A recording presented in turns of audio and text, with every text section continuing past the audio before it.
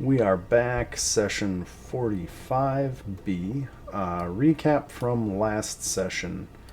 I believe we were on the first floor of the dungeon to start last session. And then during the course of that, basically everybody finished up the room with 3 chests, which ended up being Wongo's tomb. Somebody, I think, picked up Wongo's mace, but I'm not sure if anybody is actually carrying Wongo's spirit right now. And then I think that was the NPC. One of the NPCs grabbed it and she rejected it. Yes, that's right. You're right. Yeah, and Orvex is now carrying the mace of Wongo. And just as a reminder, Arm, you have the spirit of Moa all up in your business. What Moa lets you do is Moa. You can turn invisible at will, in case you forgot that, Murakana. And then Xanthiel has Obalaka, who I reworked Obalaka's power. Obalaka can let you use Read Aura as an at-will ability, cast at level 1. You also gain +3 to identify magic items, and you count as being trained in Arcana, Religion, Occultism, and Nature when identifying magic items. So basically it helps you find and identify magic stuff. Shiny. I don't know if that's actually applicable to your character, but Not at all. Okay. She can already do that. Fair enough. It's But literally nothing for her. well, there are other trickster gods, so if you decide you don't want that one.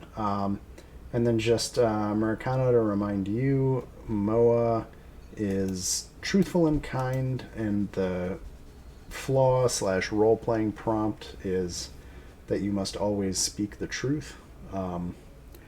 If you do that in a cool way that impacts the game, I will probably give you a hero point for that. I already said Nithla is hot. Okay, that great. Just pointing out the attributes of your female companions is, I don't think, going to get you hero dice for always speaking the truth. Obalaka is risk-averse and slave to routine, and nervous and obsessive. So there you go.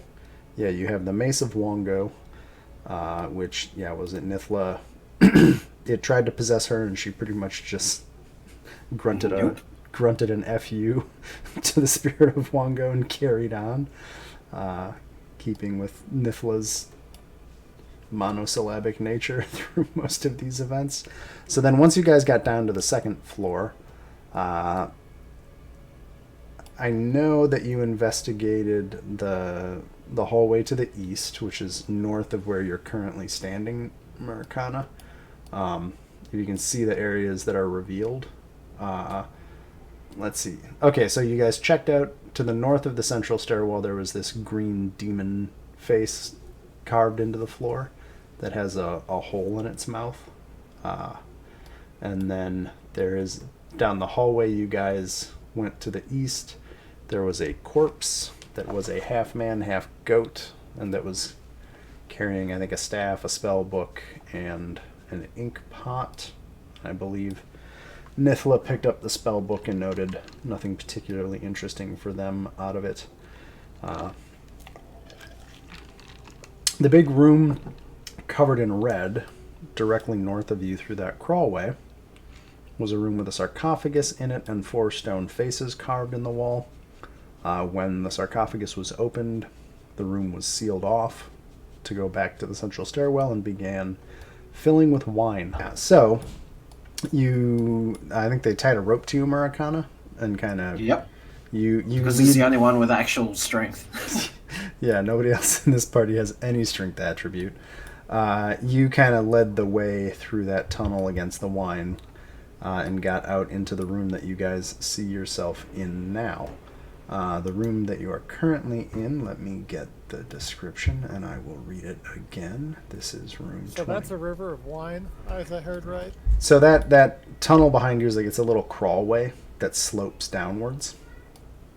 So basically, yes, it is now currently kind of where you see the wine on the map. It is a still pool of wine. Delicious. I'll get some on the way back. You already got plenty. Yeah. We also have we have the bottle of many things. No, I completely forgot about that. I never did. Because like I kind of just been doing my Jesus routine of like just summoning water and food the whole time. Are you talking about the alchemy jug? Yep. You can't put anything in the alchemy jug. I know, but it will produce a gallon of wine. It can do that. So the room you're currently in, the description is that it reeks of sulfur and brimstone. On the floor of this chamber, a pentagram traced in salt surrounds an ornate sarcophagus, the lid covered with figurines of prancing frog-like humanoids.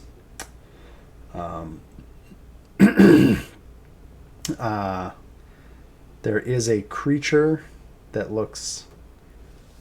Who did I say it looked like? Is this the Dodgy lookalike? Yeah, I think I said it was the Dodgy lookalike. So there's a Dodgy lookalike in a shift carrying a scimitar, just kind of shuffling back and forth in the south end of this room.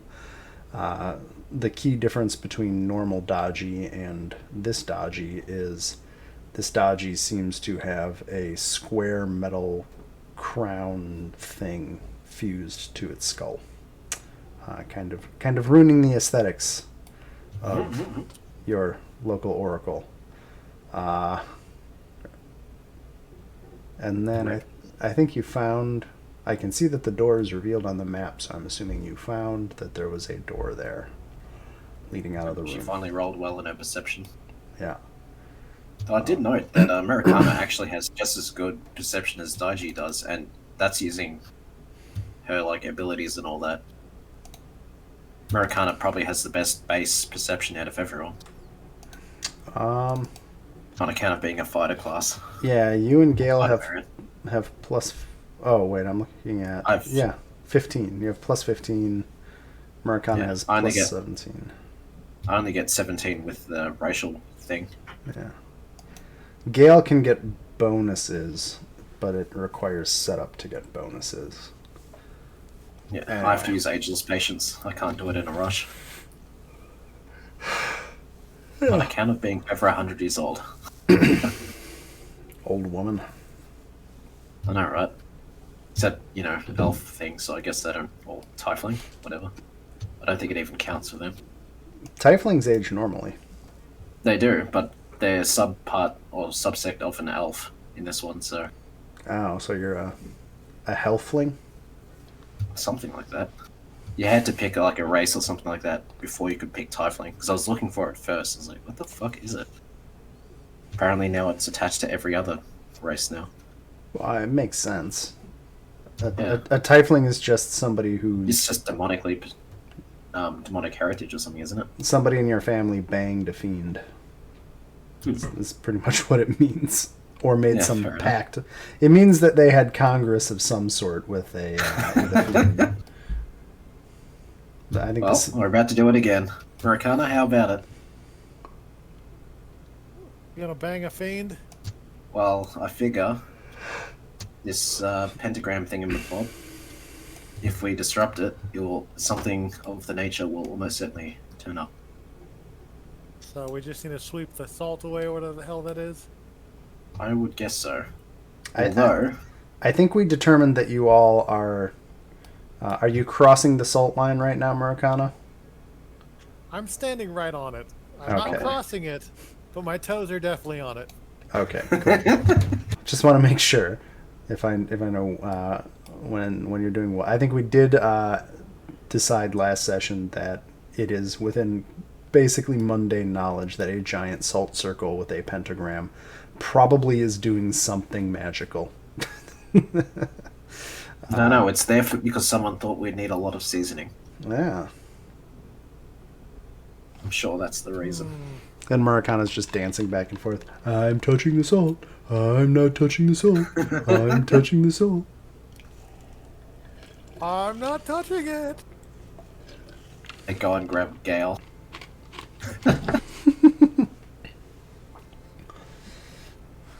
Nitla, do you like your food with extra salt? We got plenty. She just kind of cocks an eyebrow at you. Not in a suggestive way, just in a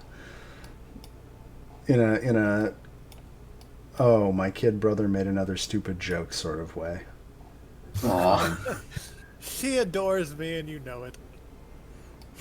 Again, in a like a kid brother kind of way, yeah. Which is not the angle I'm going for. You don't do incest here. I step over the line, like carefully. Do I need to make an athletics check to like kind of navigate this sort of stuff, or? No, I mean you can step over it. Question for you: do you have any interest in playing Gale's character tonight? I could. I'll admit I'm not entirely familiar with their character. Her character? Shit, I forgot the pronoun. Her. Okay. Sib is she now. Yeah. Or Sib is just she, I guess, is the Don't proper feel way. bad. I've been calling her she for a long time, and I still fuck up when I. Yeah, like occasionally. I can't. Like, god You dang can't it. know somebody for 10 years and then just snap.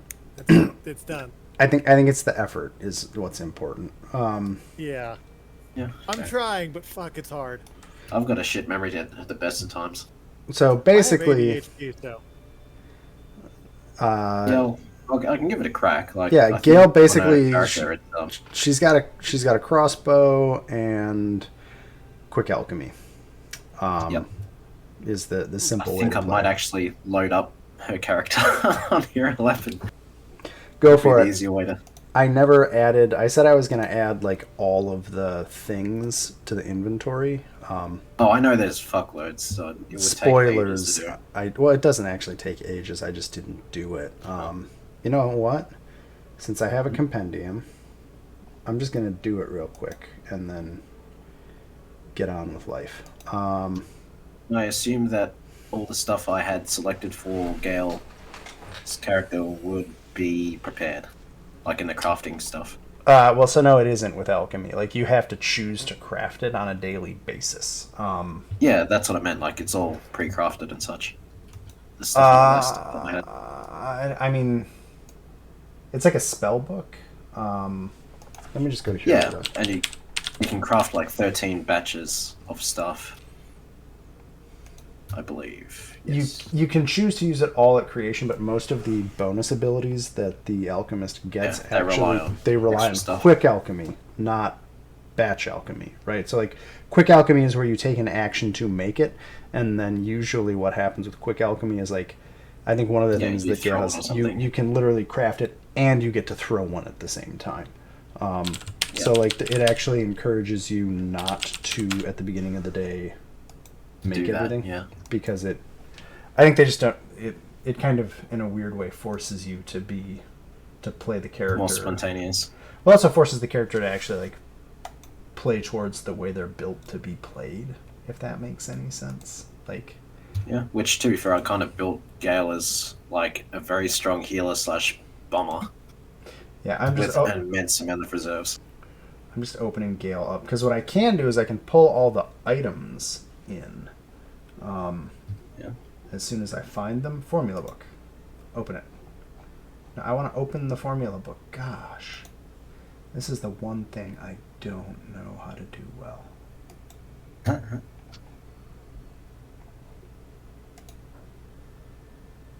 How do I... Oh, because I can't edit it, right? Alright, I'll stop fucking around with it and close that. View gear, view. I'm just trying to figure out where, when I'm viewing a character, I can see what's in the formula book. Navigate character. Oh, here we go. This is how I do it. Alchemy. Crafting formulas. No. Here it is. Found it. Okay, so I'm just going to pull in the highest level stuff that you can use because I'm assuming that It'd be medium. So you have Acid Flask Lesser. You have Alchemist's Fire Moderate. Yep. Light Bomb. Dread Ampules. Well, I'm just going down the list. Oh. Yep. Okay, I'm going enough. alphabetical. Bright Pretty much only prepared like 3 different bombs for him. Yeah, and I think at this point she's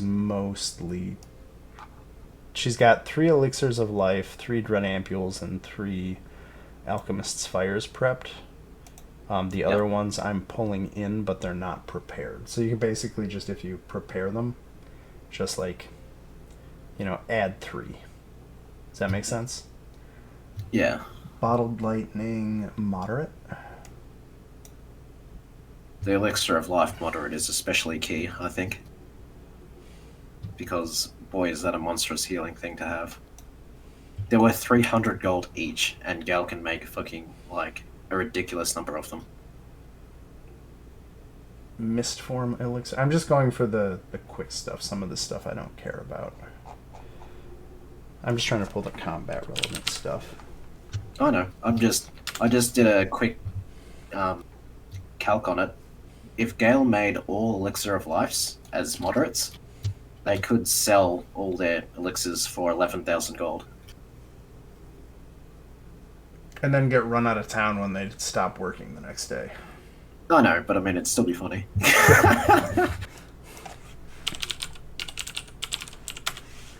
Guess I'm never going back to that town again. I know, but now I've got enough gold to retire in the next town that I find. Here's the joke. The real thing is that the guy that bought him used alchemical gold. Oh, it's fake gold, yeah. God dang it. Also, Sandil pays for something in fake, conjured gold. Okay, cool. I think I've got enough in there for you. Okay, so there's a bunch of stuff in there. Okay, so let's see. Daji and Maracana, as you both cross over the salt, a large creature, kind of a froggy-looking spiked, a giant gray spiked froggy thing, kind of shimmers into visibility, and it is time to fight. Oh, it's not friendly. Damn. Shocking, right? So go ahead and Terrible. roll some initiativos. Wait, aren't frogs hurt by salt? Small ones.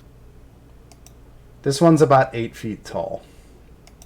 But I'm still going to assume a handful of salt to the eyeballs is going to hurt like a motherfucker. So, And you can like pick up some salt and throw it in its face. can we just start this fight when I throw salt in his eyes? No, you can't start. You have to roll initiative. Damn it.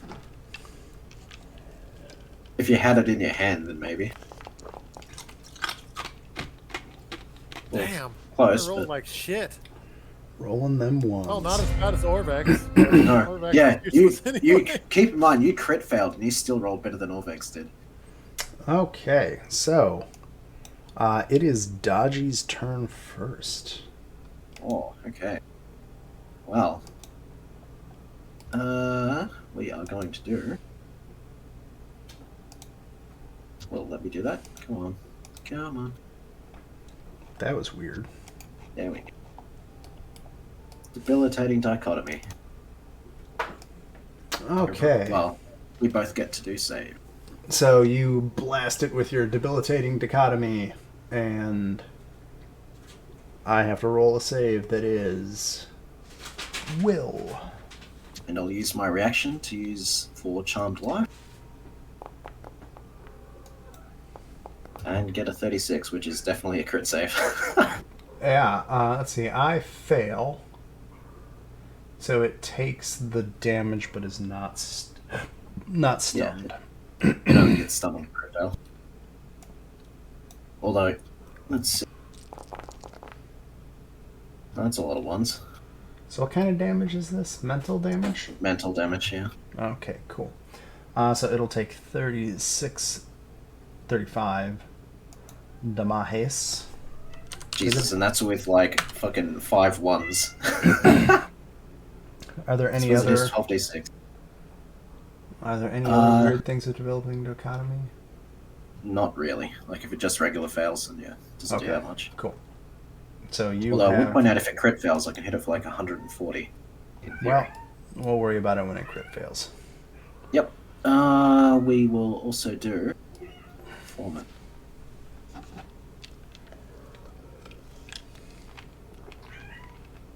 Oh, that's not it. So you have to do a performance. Yep. There we go. Roll a save against that. It's not like a 33 against. Yeah, I think. Against Will. Yeah, I think you pass. Because I think I was saying I was going to do 10 plus the save as the DC. I might have to think about that. But yeah. I will have to roll. But yeah. You have, I guess, Panache. it appreciates the fact that you are skipping and twirling around in the salt. Huzzah. I love coming up Now with I reasons. can move faster and do actual damage. Yeah. So that's 2 actions. You can do anything else? No, that's 3 because the debilitating is 2, actually. Oh, cool. Okay. Then we shall move forth to Sorry. Evlona. That's fine. Oh, hey, the turn marker is moving. Or it's moving for me. Yeah. I don't know if it's moving for you, but whatever. What can Evlona do? Be grumpy at it. Yeah, be grumpy. Evlona. Ooh, what does this do?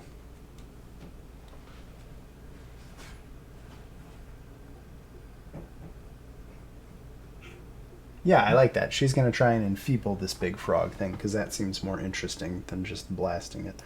I have to do a... Oh, she has to make the attack. Okay.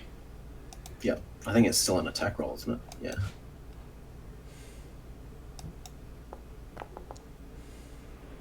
Oh, jeez. Wow. I know. So she rolled a natural 1, so this would lower her result to 17. Or actually, no. It lowers her success level by 1. So, she actually would have scored a... No, she wouldn't have. She just misses. Oh, the 17, surely. Yeah. No, she misses. Sorry. Well, no, it lowers it doesn't lower the roll, it lowers the degree of success of the roll, which is technically different. So unfortunately she tries to blast it with her Rave Enfeeblement. It does not work, and she kind of swears, and then let's see here. She then casts Shield on herself. So she raises a magical shield in the corner. And that is her turn. Making it Gale's turn. Alrighty. Gale will... where is it? Boom. Dread Amp. Alert? Yep, cool.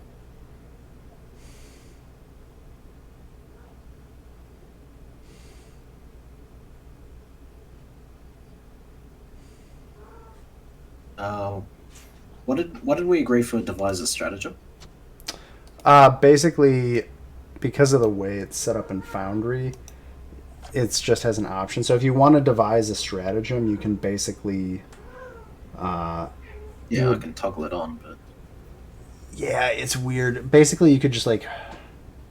I don't know a good way to do it in D20, because devising a stratagem is an action, right? And then what you're supposed to do is roll a D20, and that's the roll for your attack that you would make. And then you can take the rest of your turn knowing that. So it's kind of like, it gives you a lot of situational awareness. So if you want to just like say, I'm devising a stratagem and roll a D20, go for it. Because then it would just be, I think D20 plus 4 would be your like base roll, and then it would just add whatever the attack bonus for the attack would be. Oh, I might need you to untick some boxes on Gal's character too. I've got devise a stratagem double ticked. There's like 2 of them. Which is weird. Well, it should be, usually when you make an attack, it should just be in the attack roll. I know, but it's also in the encounter thing. But we shall try it. Oh, under effects? Yeah, it's like in the top box thing above strikes. Oh. Under the encounter tab. I There can't you go. uncheck them. It is unchecked. Thank you. I'll do Dex. We'll just check them with Dex because it's the same bonus, and I don't need to eat an action. Oh boy. That's not good. Strike Dead Ampule. What is Dead Ampule actually? Words. Dread Ampule. You strike. Oh, you have to move up to it to hit it. What? I'm pretty sure you can just throw it.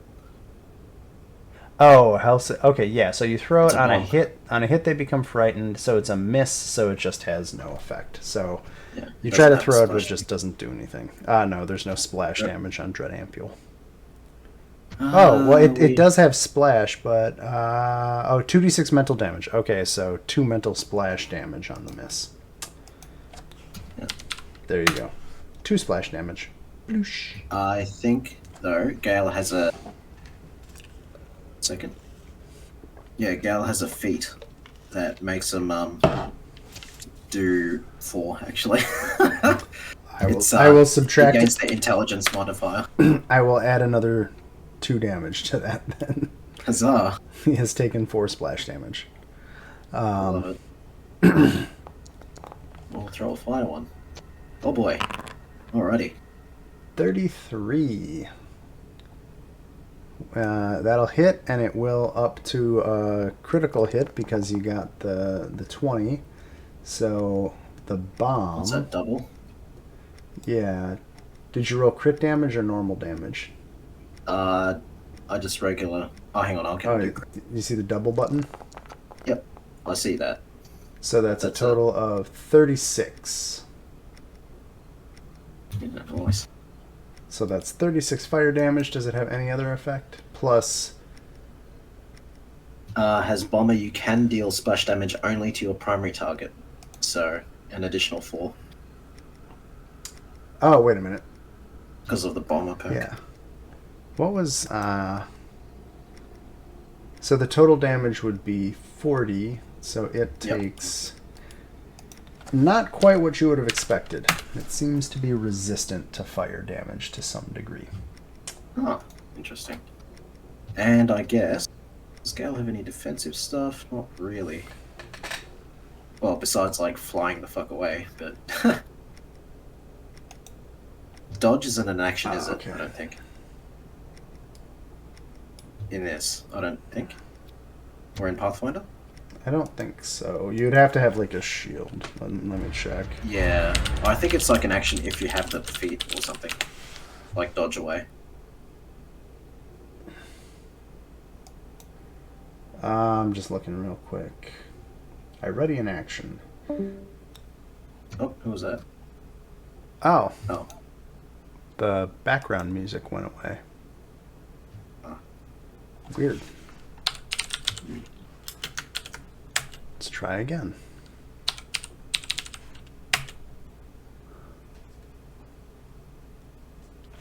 No? No. Well, I guess the Groovy bot's just being silly. Maybe I'll try it later. No background music. Fair enough. Yeah, you would have to have an action that you could spend to...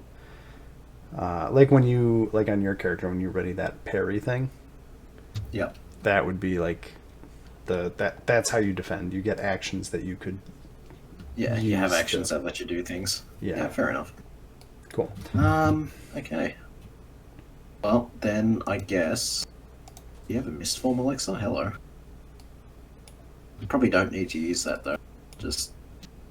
I'll have him... Can I have him ready in action, or is that not a thing for the... It costs an action to ready, so you would be out of actions. Okay. I would ready an elixir of life to use it on someone if they So you don't you like need they need it. to ready an action. It costs one of your actions to ready, and then you would spend the action later. So you've already used 2 Yeah. actions, so you can't. You could ready, but then you wouldn't have any actions left to spend. Oh, to actually do it. Yes, Yeah. Okay, makes fair sense. Yeah. enough. Yep. Okay. Um, Yeah, I'll just have them stay there then. Cool. It's good to throw something with a -10. Okay, I'm gonna go to the next turn because we're way over on this turn. Yeah, sorry. No, that's fine. Just learning a character. It is the creature's turn.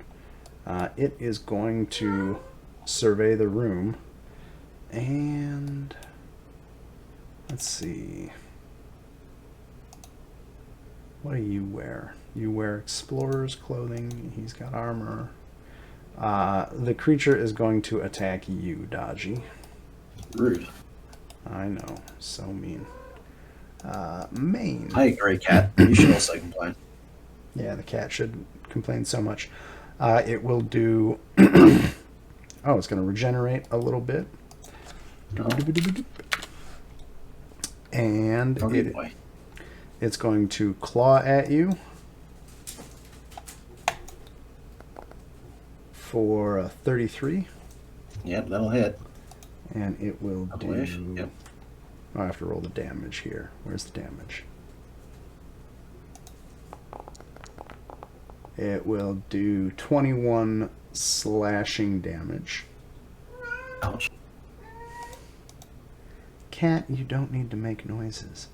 And then it will bite you with its giant froggy toothy maw. Are you gonna roll? Oh, No, me. Sorry, I'm yelling at the computer. Does a 35 hit? absolutely. And that will do 15 piercing damage. Oh, wait, shit. Hang on. How much did the first one do? 21, right? 21 slashing damage. Yeah. I actually need to cut those both down by 6 each time. She is resistant to physical damage. Okay. 21 and... Wait, how much was it? 21 and 21 and damage? 15. Yeah. Minus 12, so 24 total. Okay. And then it will be Nithla's turn. What will Nithla do?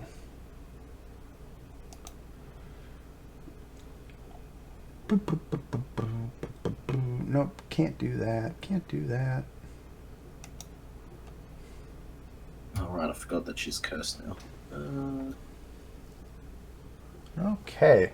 Nithla is going to cast a spell. Surprising. Madness. She's I thought gonna. she was going to punch it again. Yeah. No, that was Avlona that did the punch. So she's gonna whip some chain lightning at this creature. It is gonna attempt jeez. a DC reflex saving throw. Reflex. Oh, and it misses. So sad. Where's the damage on chain lightning? Roll. Wow. That's a lot of dice. Jesus Christ. It is mainly the ice. I suppose it's a fucking 8d12. Like, Jesus Christ, okay. No, she doesn't get 21 slots. Jesus. Okay, so it's going to take that damage. Ouch. Jesus. Yeah. Wait, even though it passed its saving through? Oh, no, it didn't. It It failed. failed. Actually, it takes not quite that much. It's resistant to electricity, too. How handy for it. And Nithla is going to sidle over a little bit by Orvex and just kind of sneer at Avlona. Like, haha, I did it. Oh, jeez. And it is Murakana's turn.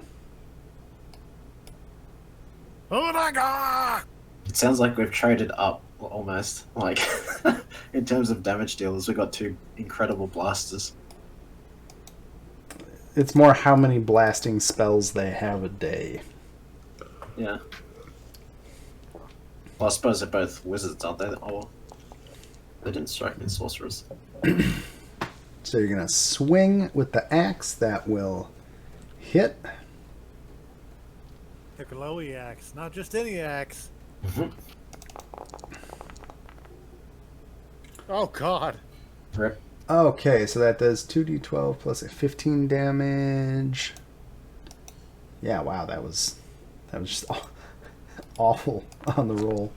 There's 15. The second attack, that will not quite break through its hide on the second swing. And then I think you moved, struck, right? Yeah. Cool. Oh, and I got. Oh shit! I should have raged. Son of a bitch! I wait for. You should have raged and should have used your power attack, but oh. Oh, I'm an idiot. Oh well. Yeah. Screw up. Well, if it's still alive next turn, It won't be. Orvex will And- deliver the killing blow. You can do it, Orvex. Daji cheers him on. I use heroic speech. oh my god, I don't even have a weapon on this character. Let me fix that real quick. Oh no, I'm just gonna have to make this up. Sorry, I didn't even think I was gonna be dealing with him. Hand. And just cower away or something. He's got a hand crossbow. No. And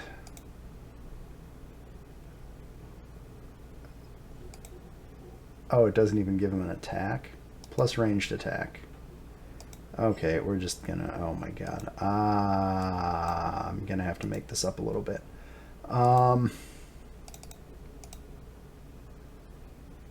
No, let me look at it. What does a hand crossbow do? Oh my gosh. No, stop. There. Details. 1d6 piercing damage. Cool. Oh, I suppose I have no choice but to try this. And as he kind of almost like looks away as he shoots, and he will roll. We'll say he gets a plus 10. That seems okay. If I can ever type. And his first attack Oh boy. does not hit, and he kind of goes, "Ugh," and cocks it to try and roll it again. So we'll do a 1d20 plus 5 for the multi-attack penalty. And Orvex is just not good at shooting tonight. Well, maybe it would be if he looked at his target. And he just kind of cowers in the corner and says, "You are all very much better than me at this. Just kill it quickly, please." And we move over to Dachi's turn. Splendid. Let's see. You guys there? Oh, Trying. alrighty. We shall stab it with I'll try to. Potency growing. That's done. Panache is up. Cool.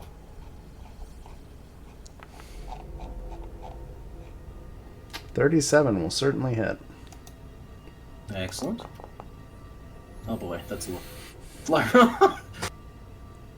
8 piercing damage. Yep. That'll... Oh, wait. Plus sonic damage. Well, 8 total. Panache? I don't think that's adding panache properly. No, it's not. What the hell? Do you What's it supposed to be? do you have panache? Yeah, I did the will thing at the start.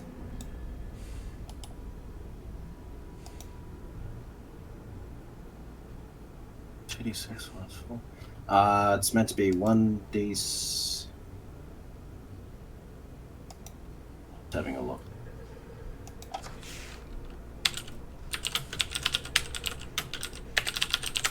Trying to reactivate it.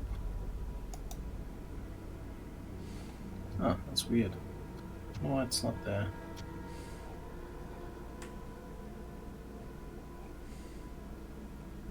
You're level 9, 46, right? I think it's an extra 1d6 panache. as piercing or something. Okay, we'll just roll another one.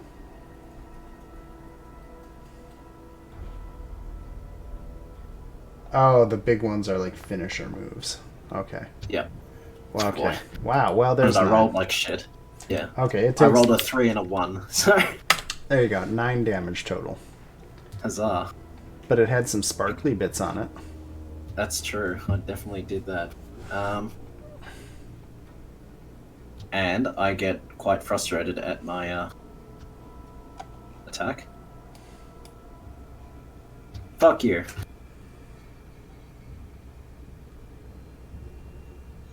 Oh, how many focus points do you have left now? 1 left, because I used it once before. Okay. I will roll my will.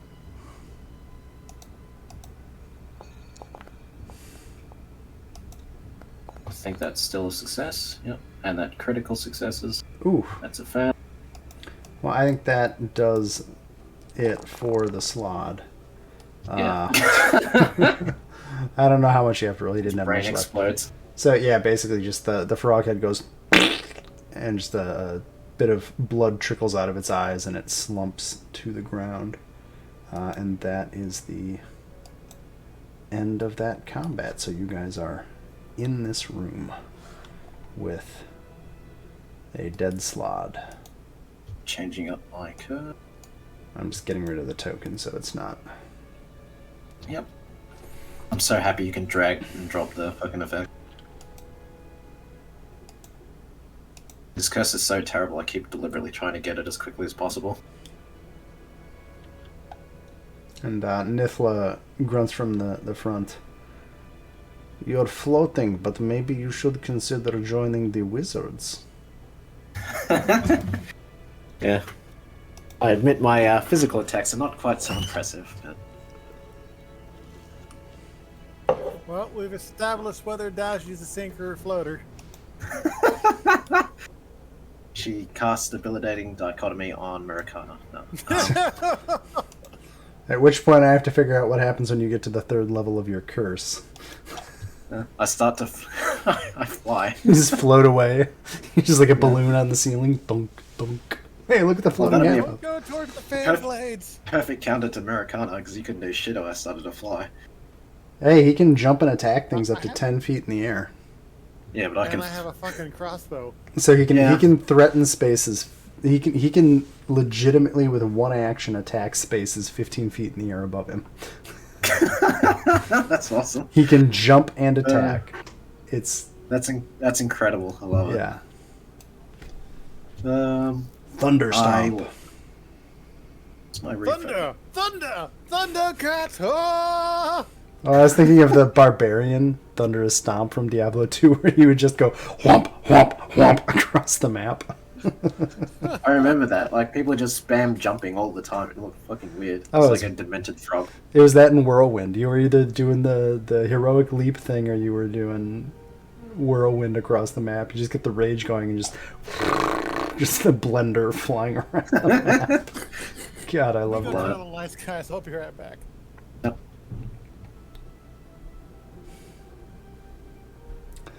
I get Gale to pass Daiji and Elixir of Life, moderate.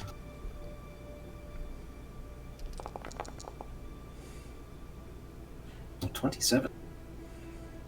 That's more damage than you've taken. Yep. Those are handy. They sure are. God, if I ever play Pathfinder, I might play an alchemist. Like a sorcerer or alchemist, man. I mean, Gale can prepare 39 of these. Yep. It's fucking nuts. I think I've decided what my next character is going to be. Alchemists are no joke, like, Jesus. Gale has enough firepower to kill all of us in this room. Easy. No, I kind of want to do a hybrid Chaos Knight. You can do that. Eldritch Knight is a thing. And it's basically that.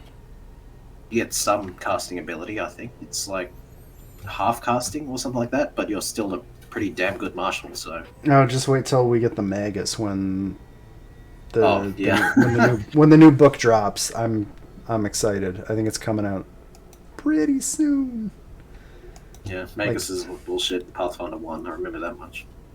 Well, luckily everything's bullshit in Pathfinder 2, so... Well, yeah, that's true.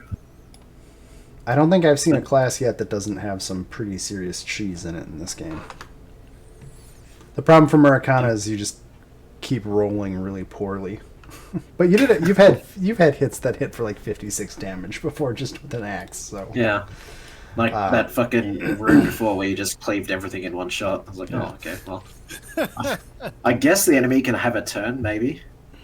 Nah. Nah, it's fine, don't worry about it. Okay, so... You have solved the Slaad puzzle. You... In a manner of speaking. By application of much magic. No. So you guys are in this room with the sarcophagus with the little dancing frogs on top of it. Daiji's just fucking refocusing. Orvex is like, see, you are all much better than me at the fighting. I congratulate you all again. And he just kind of looks pitifully at his crossbow. Daiji just bows and then resumes meditating.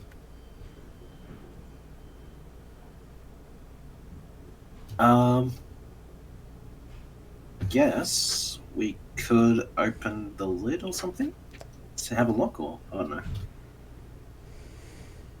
Oh wait, did that Slaad thing pop out of the coffin, or it like came out of the summoning circle and the coffin was undisturbed? You would guess that the circle was somehow keeping it invisible. Okay. So in other words, we probably could have just stepped outside the circle and it couldn't touch us. Probably. Oh well, actually, we broke it, didn't we? So.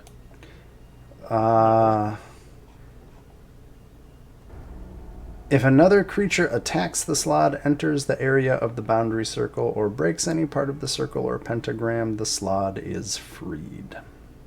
Okay. Wow. So basically, crossing the circle just breaks it. It was being kept invisibly within that circle.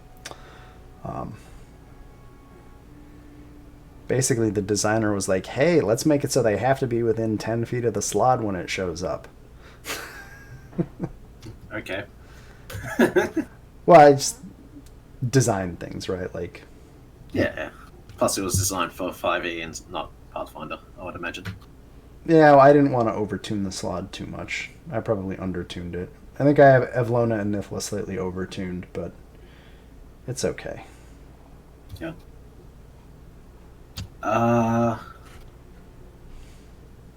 Gale, did Gale notice anything odd about this room?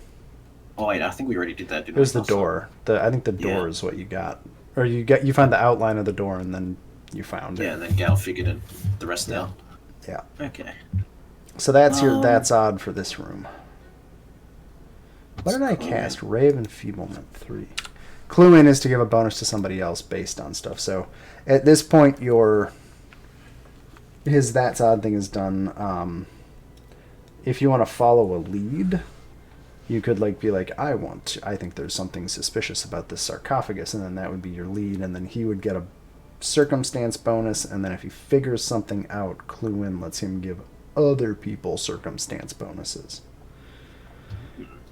It's kind of a whole chain of just pretend that he's like freaking Sherlock Holmes, but he has to you have to go every step of the way. Yeah. He has to see it to be like, Watson, look at this. Yeah, you fucking idiot. / audience device, so I have to explain my actions. Hey, I liked Watson in the new Sherlock series. Yeah, Wait, the TV series or the ones with Robert Downey Jr. in it? No, the Benedict Cumberbatch and the other guy who I really like, whose name I can't remember, but I love that actor, and I thought he did a really good Watson. I'll have to watch that series. I've been meaning to get around to it. It's decent. It's got good actors too. It'll be worth it then. Okay, so this room. So I'm just going through Kale's investigation stuff again. Let's see.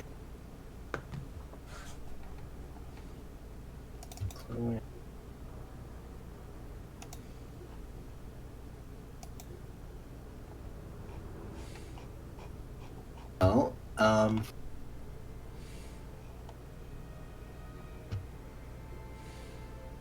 I can. Well, there's no investigate analog, is there? So it's just like checking law things. I would guess. Well, so there's perception.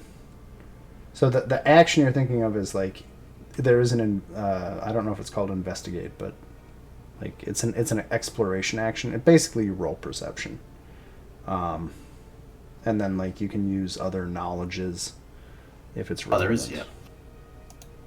I'm just gonna throw it on a character. I think there's.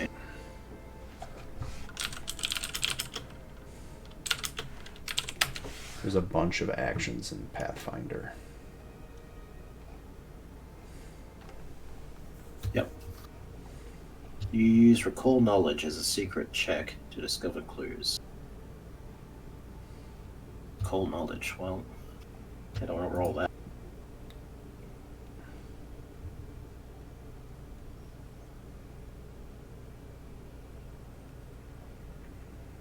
I think a secret check also probably means I roll it. Yeah. Or oh, that seems so. Yeah. Yeah. It's like I can do that. Ah. Well, but then do you see the result? Because I think the point is that you're not supposed to see the result. Oh, yeah. Well, yeah, I can't roll it without, seeing the result, unfortunately, so I think you have to do that. If you do a blind GM roll. Oh. Okay. Because I think if you roll a blind GM roll, it sends me the result. Yep. I think like that looks... Cool. So you're trying to engineering lore. You're trying to figure out what here? If there's anything funky about the sarcophagus? The coffin. Yeah, like if there's any notable traps or anything, I guess. So it doesn't seem to be trapped in any way. You don't notice anything out of the ordinary about the construction of the coffin besides the ornate frog motif on it. It is a lift-off coffin lid, not a hinged coffin lid. Daiji will push it open then. Or try to. As much as she can while she's cursed. Strength athletics check. This will be hilarious. I have to minus 3, don't I? Hang on, how much do I have to minus?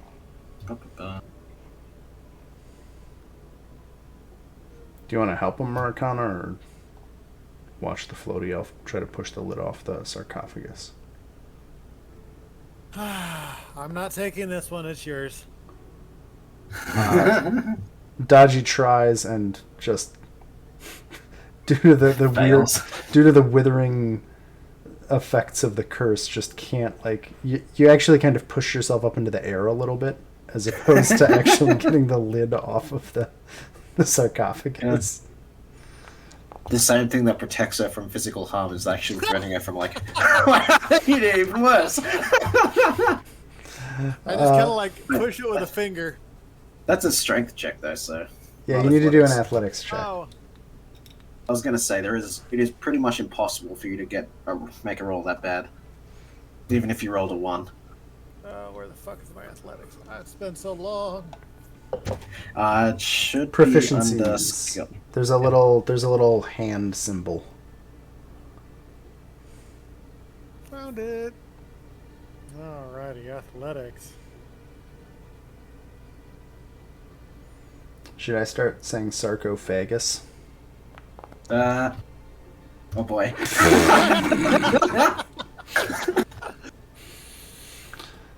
Daji just kind of looks at you pitifully. I'm gonna grab Daji's hand and then I'm gonna do this again.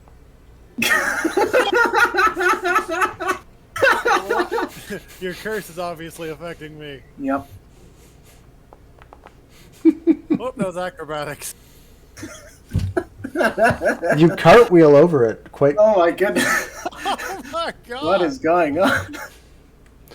Oh my. How about we get the real powerhouse? Orvex, can you What the fuck is going on? How is this possible? I have no idea what's going on. not impossible, just incredibly unlikely. Hey, oh wait a minute, Maricana, finally, you just start you realize after you've been You've been pushing and pushing and pushing on this lid over and over again, and then you realize, oh, Pull it.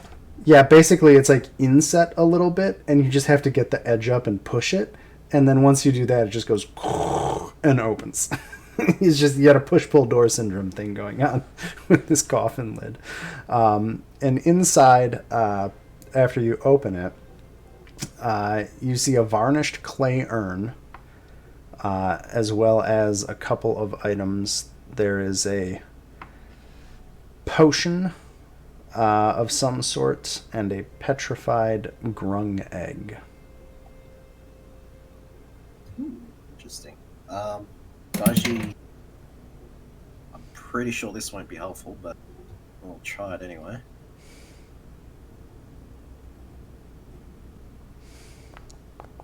Ah, shit, I did the wrong thing. Phalor? Yeah, to see if there's anything up with the... You rack your brain to see if there are any Anything to do with traces Fae. of the Fae here, but I don't think so. I don't think there's any. It was a long shot, but it's the only law skill she has. I guess I grab the egg. The petrified grung egg? Okay, cool. Yeah. You have it. Cool. Anyone want bacon and eggs? I guess we could. Well, we don't have the bacon, but...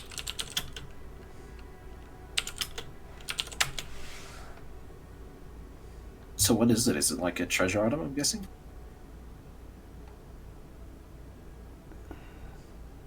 It appears to just be a, I guess if you want to call it treasure, it appears to just be a petrified egg of a grung. I'm not sure if there's a known market value for that. No. I certainly don't know what it is off the top of my head. Figure it out later, though. When we find a vendor. Yeah. I just wrote it down in my notes, that should do. What else was there? Sorry, There's a varnished urn and a potion. Looks like a potion of supreme healing. Well... Sorry, that doesn't exist in Pathfinder. A really strong healing potion. Potion of major healing, probably, or like elixir of life major, probably. How about that? Yeah, fair enough. Elixir I will. of life. I'm just writing some notes on my end. Why am I writing it on a notepad? I need to put it in my book. I'll read all those objects. Okay. Well, the potion is obviously magical. Yep. Be disappointed if it wasn't. The egg is magical. What do you get? You get the Oh. School of Magic. Yeah. I think it's Conjuration, or maybe I'm gonna go with Evocation. And I can break the illusion effect if it's lower than level 5 or 5th level spell. You.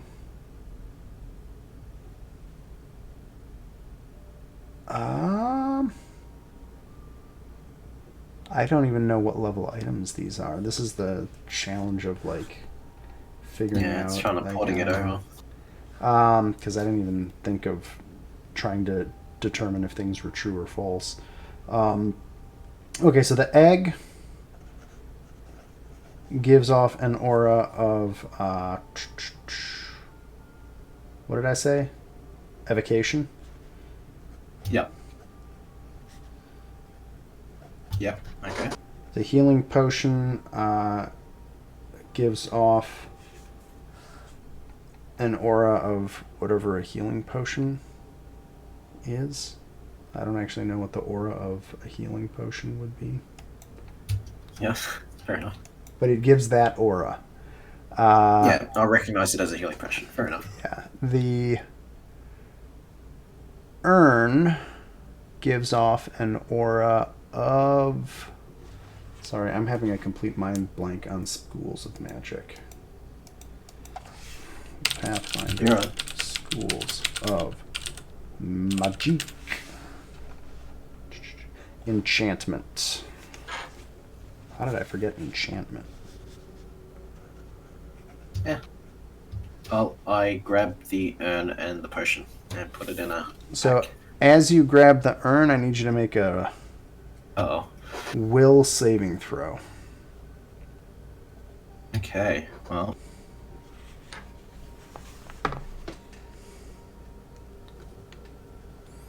32. You passed. Nothing happens. Interesting. Can I figure out what that was? Or, like, what tried to happen? You could do an Arcana check to try and identify magic. Oh, shit. It's untrained on me? Then I don't think you can even do it. No, I don't think I can even try. Yeah, you can't do Even an if I did have a plus yeah. one. Yeah. So you feel some tingling thing that passes over. Can I describe it and then try to get Gale to figure it out? At, like, disadvantage or something? I don't know.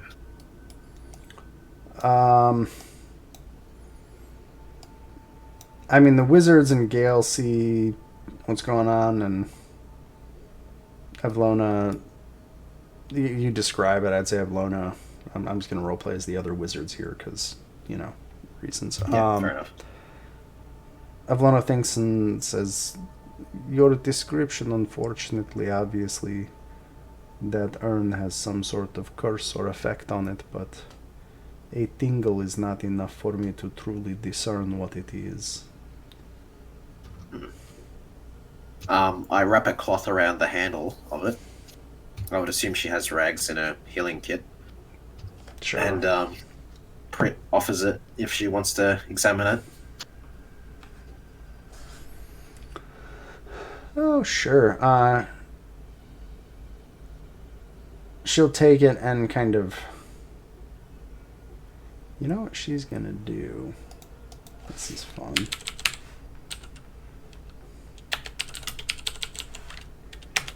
I have to look up this. Converting stuff on the fly. Okay. She is going to ready... she's going to place the urn on the ground in front of her, and she is going to ready... Oh. I need Evlona. There's Evlona. What is she going to do? She's going to ready a counter spell action. Interesting.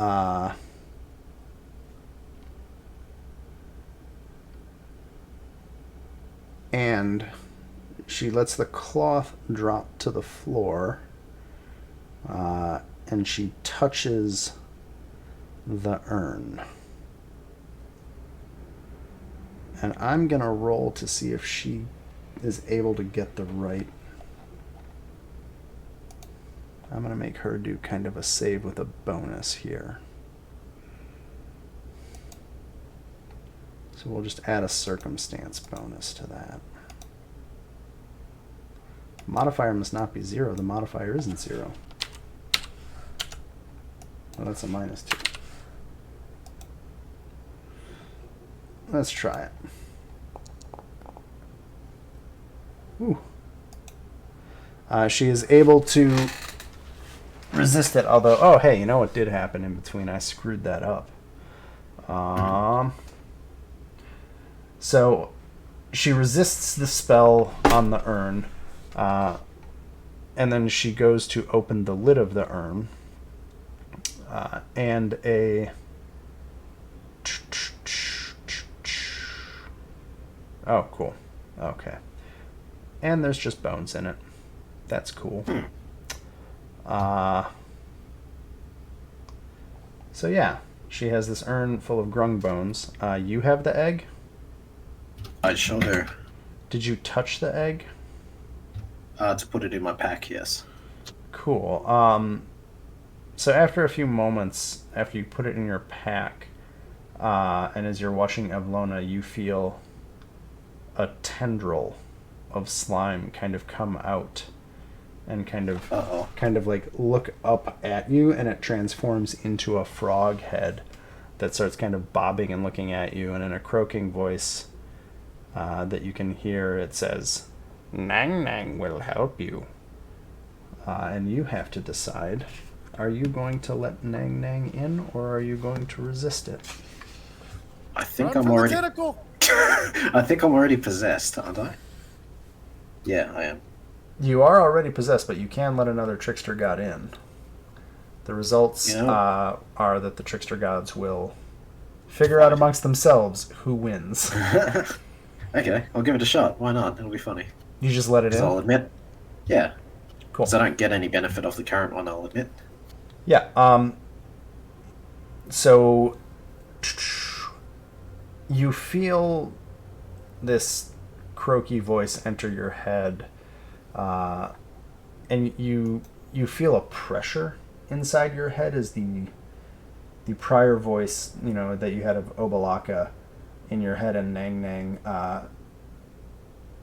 It's almost like you have a headache and you get woozy and you kind of are just kind of completely disoriented for a few moments as you feel those two forces fighting. And I'm going to roll a die. Let's see here. Odd is Obalaka. Even is Nang Nang. So here we go. And Obalaka wins. And you hear Obalaka's nervous voice kind of give this tight little screech inside your head as she forces Nang Nang out of you, and the tendril whips back towards the egg, and then you feel that now slightly familiar presence of Obalaka in your head. And I just intone to Obalaka. I guess not a fan of playing nice with each other. Just only one of us can. Only one god can have a host at a time. I'm not sharing with that gross frog. As you will. Dodgy. Try to let. Oh yeah, just remember that Orvex still has that just a bottle with a person in it. Yep. So you've got Nang Nang's egg. He's got Wongo's mace. Or no, Nithla's got Wongo's mace. No, Orvex does? Yeah, Orvex has the mace. Nithla declined letting Wongo in. Yeah, aggressively. Aggressively. Yeah. I don't think Gale has any trickster spirit interaction at all. Nope. I'll have a look at the genie that Orvex probably still has, I would assume. Or did he put it in his pack or something? The genie bottle? Yeah, or the thing that had a little person in it. I honestly don't remember what you guys did with that. Did you just put it in a pack? I just gave it to Orvex. Oh, he was looking at it. He was studying it, and then you guys triggered the thing. Yeah. Oh, Murakana, for what it's worth, or for both of you, just the way the trickster gods work is if two gods ever are inhabiting you at the same time, it's just a roll off to see which god wins. So it's kind of like if you have one and you don't like it, you can chance it to see if another one can be one you want. Which admittedly is what I just tried to do. Yeah. It's a one-shot thing, though. Any god can only attempt this once, and if they get forced out of you, that's it. They can't try again. So, Dodgy, you can never try the egg again.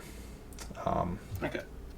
Basically. But I could try, say, the mace or the whatever, for instance. Yeah, I think you guys have the mace. Yep, and that's it. You have the mace and the egg. So where's Nang Nang? Dodgy has egg. Yep. Cool. Yeah, so I go and check on Orvex's new acquisition. And ask if the little person inside seems any different. She is very animated. And as he kind of holds up the bottle, you can see this woman still alternating between just kind of glaring and gesticulating at you guys. Yeah, gesticulating what? We can't... Well, it's kind of hazy, but you can tell she wants you to open the bottle. Ah. Fair enough. I'll ask Ulvex. Well, what do you reckon about opening this thing? Know anything about people being forced into bottles? I suppose. I would hazard that whatever this creature is, it is probably not happy to be in a bottle. I doubt any of us would be.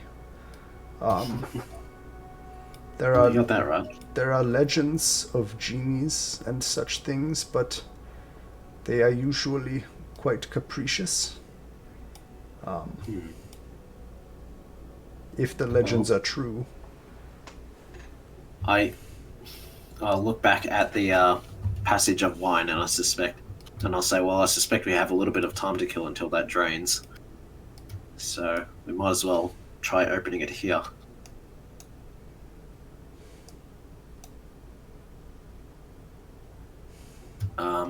And I will hold out my hand if Warvex wants to pass it, so we can open it. Yeah, he'll hand it to you. He just hands it over. Sweet. I'll get it away from Warvex in case whatever is in it doesn't like us. And I'll open it to the south of me, so it's between me and Murakana. Okay. Oh, pardon me. Where did this go? Sorry, I need my newt.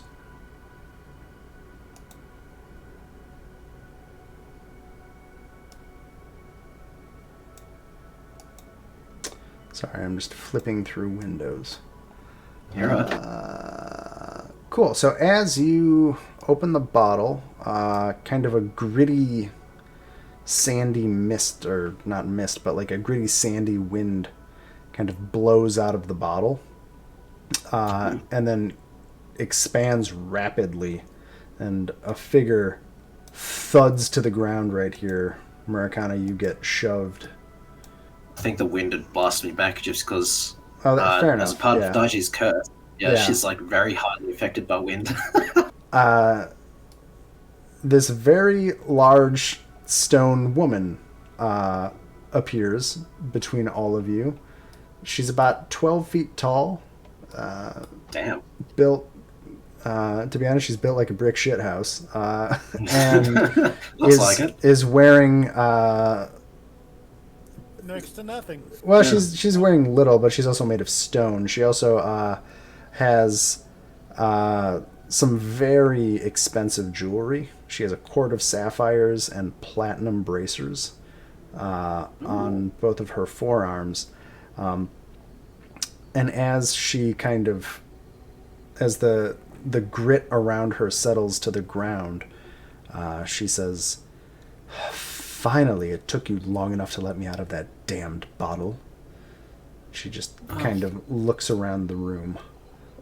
Given the nature of everything else in this place, we weren't sure whether you'd be hostile or not. She said, Yeah, Gail, I'm sorry, but your place as my my best friend has been superseded by the 12-foot tall stone woman.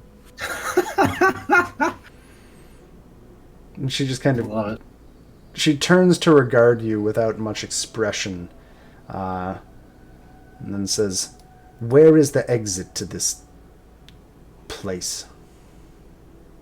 Yeah, we probably shouldn't have released you in this room. Good luck on that one.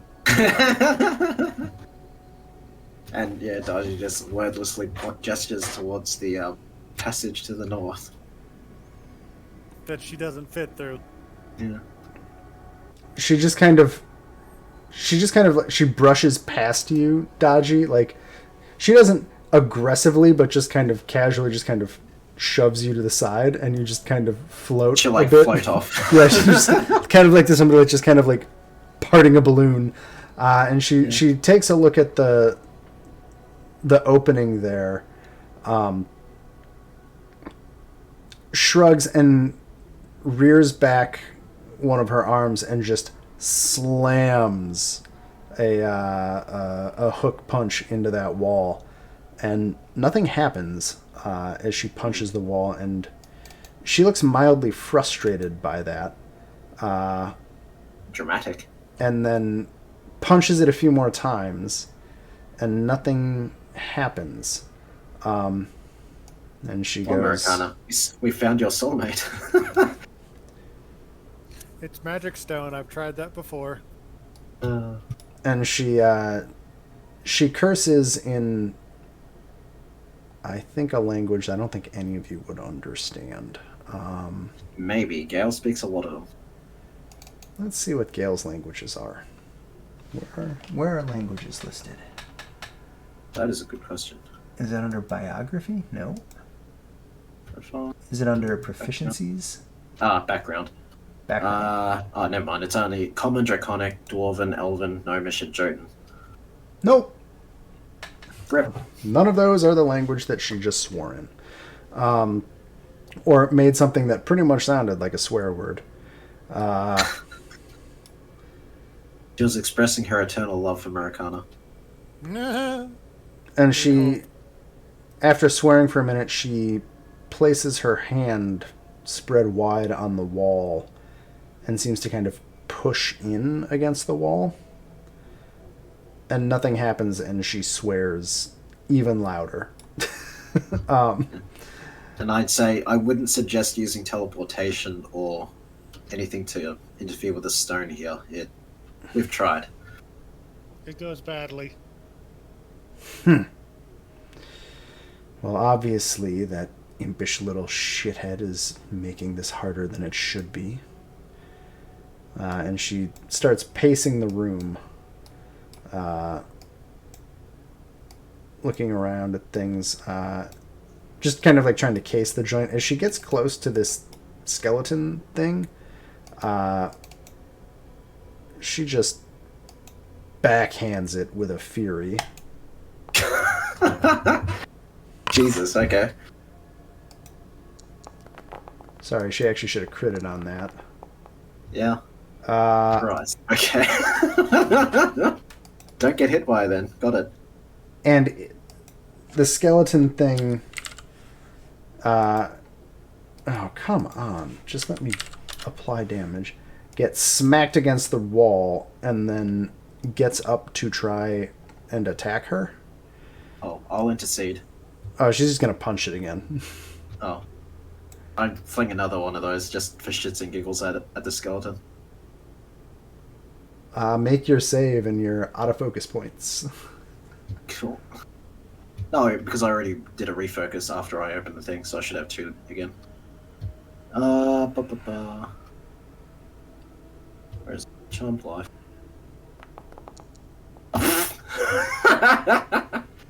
Rip. You rolled a 1? Yep. So you do fail. Yeah. So you take... The only time I can actually fail. You take the damage that you take on a failure. Yep. Ouch. So you take 44 damage. The skeleton's just splat. And as she goes to hit it, it has already like collapsed to the ground, so she just whiffs as it... Why is it... I have too many windows open. Yeah. Nope, it's just not updating. Okay, minus 26. There we go. Bam. Skeleton is dead. How many times can you refocus? I would assume as many times as I'd want to. It's just that it only gives me the last point that I expended. Okay, yeah. So you're always stuck at like you get once you burn down for the I day, use you're it stuck once at- and then yeah. Okay. Probably start refocusing again after I drink this potion. And she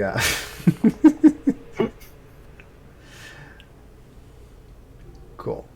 Is that one of Gale's? Just chugging off a Gale? Okay. Yeah. Because Scout's got fucking amazing health potions, why wouldn't I? Fair enough. And she just... The big stone lady just kind of brushes her arm off and says, I hate undead. Ugh. And just keeps wandering around this room. Note to self, keep her away from Theresa. Teresa's not undead. Teresa's also but not in she's this a necromancer. different universe at this point.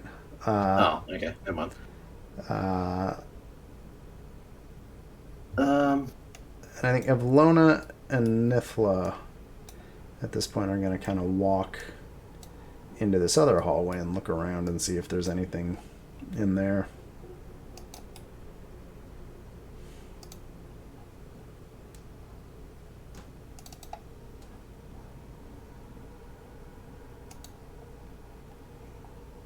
let's see.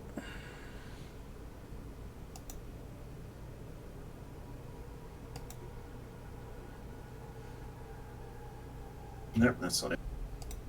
Like that.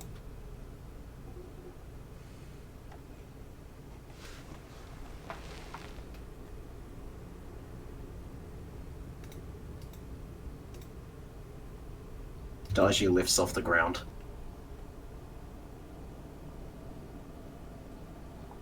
Okay. That's weird. It's a major curse. She can fly. Oh, kind of. She doesn't touch the ground. Yeah, it's fine. She will wander off down the corridor of this wine passage, I guess. Once you get to where that wine is, it's flooded. It's full. Oh, okay. So that's like completely Yep. even here. Yep. It is completely full. Okay. I thought, yeah, just up to where the reservoir is, but interesting. That's where it is on the drawing, so I'm just going to go with that. Yeah, fair enough. I suppose it makes sense it would backfill a little bit too.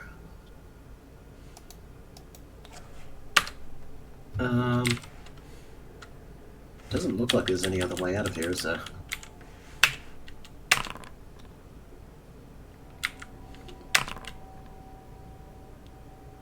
That's my refocus.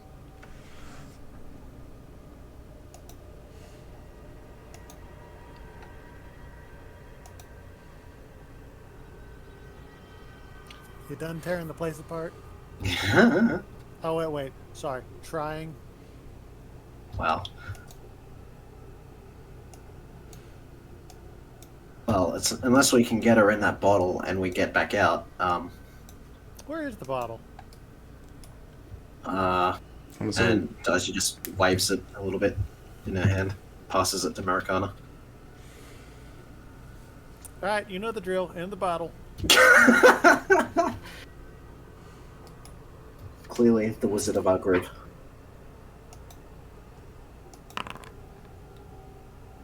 Yep.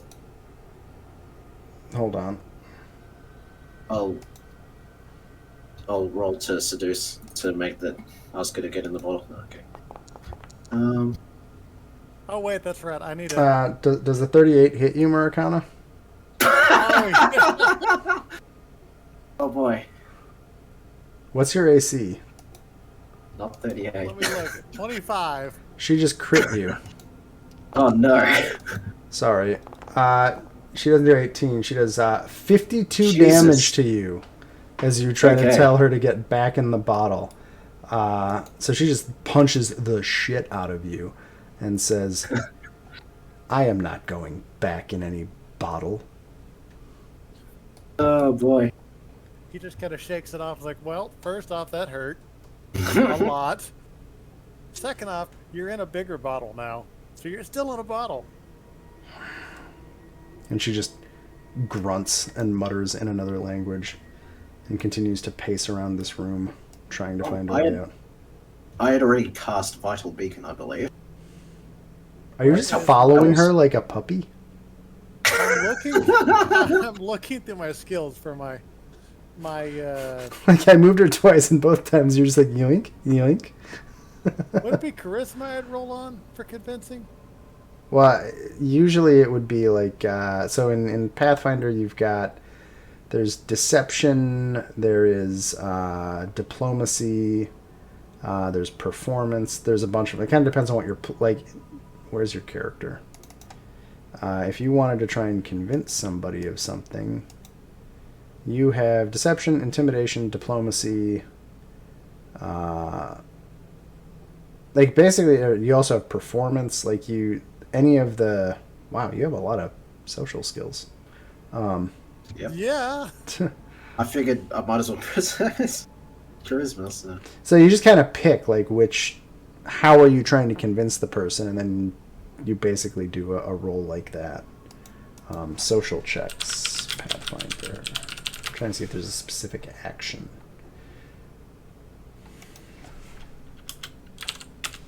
I'm going with performance. Because, I mean, he's based... Oh, God. Hold Well, on. that doesn't get much worse than that.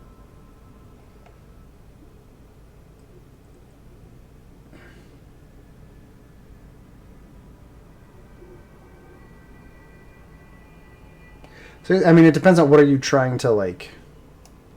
What are you trying to convince her of? Convince her to get back in the bottle so we can take her to another room. Like, I got a thing to say. Ooh. No, an 18 does not convince her to get back in the bottle, and she's gonna hit you again. Oh, crap. Oh no! Oh, shit. How about a 41? Yeah, that's a crit. That's kind of why I was crafting more elixirs of life. Take another Oh, Jesus. 52 damage as she punches you and says, "Ask me to get in the bottle one more time." Oh gosh. Blood just kind of like running down his face. It's like, I'll do it again. I mean, Stop it. Take the fucking healing potion or she'll kill you, you idiot. fine, I'll take the healing potion. I like how we've burned through, 2 healing potions now, because Murakana keeps asking the big stone lady to get back in a bottle. 4 out of 39. No, 5. I'm keeping track. Oh, wait, so how much health do I need to add? 31. That's why I'm getting Gale to heal you, because Gale is actually better healing than the cleric, so... What? Yeah, Gale heals way more than I do. Because, Gale can have fucking 39 of those potions. Oh, Lord. So, he can make a lot of fuck up. Yeah, I don't understand how that works. 13 batches. And batches because Gale has a bunch of things to improve how many are in his batches. Or no batches.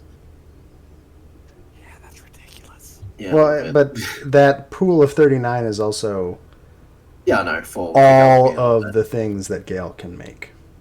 Yeah, that's So, also offensive weapons too. So without that, That's- then Gale's basically just a crappy archer. Yeah.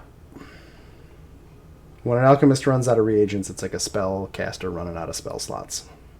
Yeah, it's like the wizard just bonking shit with their And, staff. and alchemists don't have cantrips. Yeah. So, oh god. As a backup, I did make Gale pretty good with a crossbow though. Yeah. I'm not saying you gotta stay in the bottle. I'm just saying we have to, Oh, use it God. to move you to another room. You should have let Daiji persuade her. You trying Daiji to actually she has way better persuasion than you do. I'm not even persuading now. I'm just reasoning. I mean, that's still persuasion though, isn't it? Well, that's diplomacy. Yeah. Do you want? Hang on. Can I help in some way? Can I help No, persuade? If you- no, floaty elf is out. I mean, basically, I think Okay. aid gives up to, if you use an aid action, that would be basically you can give them a +4 bonus Okay. to the roll. Or And so- I could persuade, add a +21. Well, no, you would add the +4 to whatever Murakana's plus is, right? So Yeah, that's my point. Yeah. Marikana's persuasion is much lower. Oh, am I looking at the wrong I don't person? even see persuasion. It's under proficiencies. Well, there's diplomacy, deception, performance. Basically, it's in social instances. You basically just pick whichever skill is the closest skill to what you are trying to do. If you were at a ball or a fancy gathering, you'd use society potentially. Or intimidation. Or deception. You can pretty much use whichever one you want. It's just there are Different results. there are characters. There are social feats. I don't think anybody took any, but if we had No, I did. okay, well, there's a bunch of feats in Pathfinder 2 precisely for social campaigns. Oh God, Ow! that's why. Just saying, I could have done, say, I just don't know how I'm rolling this badly. I don't either. I 'cause could have it's- done that. Like, the math doesn't check out. Like, I feel like I'm being targeted. I got nothing because it's not like I have something I Oh, can... you've got untrained as well, so you're improvising. Oh no, wait, yeah, because you've got a skill thing, so that everything you do gets a massive bonus based on your level. Oh. But it's still untrained, so. I did not realize that. All I'm saying is, you can stay in this room forever.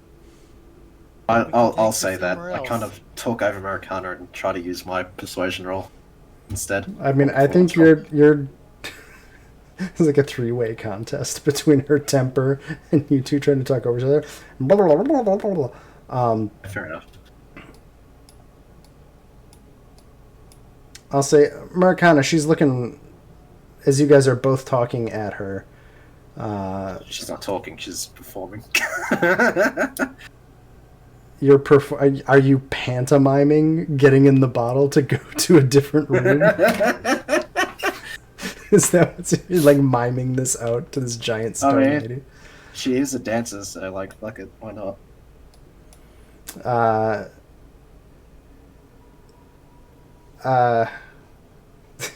Sorry. And you can't say 30 is a bad roll. No, it's not a bad roll. She just... So the fundamental problem is she will not get back in that bottle. Full stop, period. But she doesn't hit you. She just says, again, I am not getting back in the bottle. You can use any fancy performance or discussion you want. I'm not getting back in. I've been in that bottle. I don't... Wait.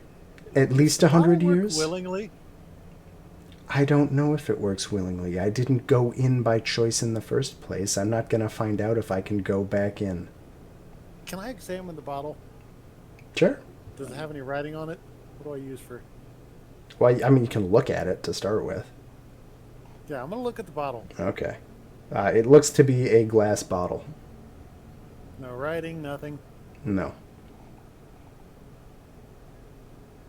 Let's see. I'm going to grab Daji and Nitla. Oh shit. The, Oh, I can't even resist that either because I'm he fucking can cursed. just grab you. It just drags And you I'm gonna floating to the other side of the room. I'm going to grab Nitla and pull her over here too, and then I'm just going to tell Gale to entertain her. And Gail goes, I will try. Hi, giant stone lady. I need Nitla too. Oh, you want Nithla? Okay, she'll come over. I was like, figure out how this works. Why did you get me and not the freaking alchemist?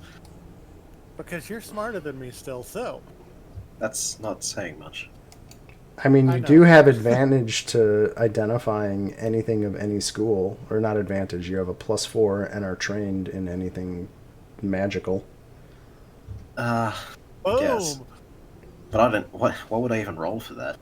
Like, You do would- I have any? It's Arcana or it's all of those.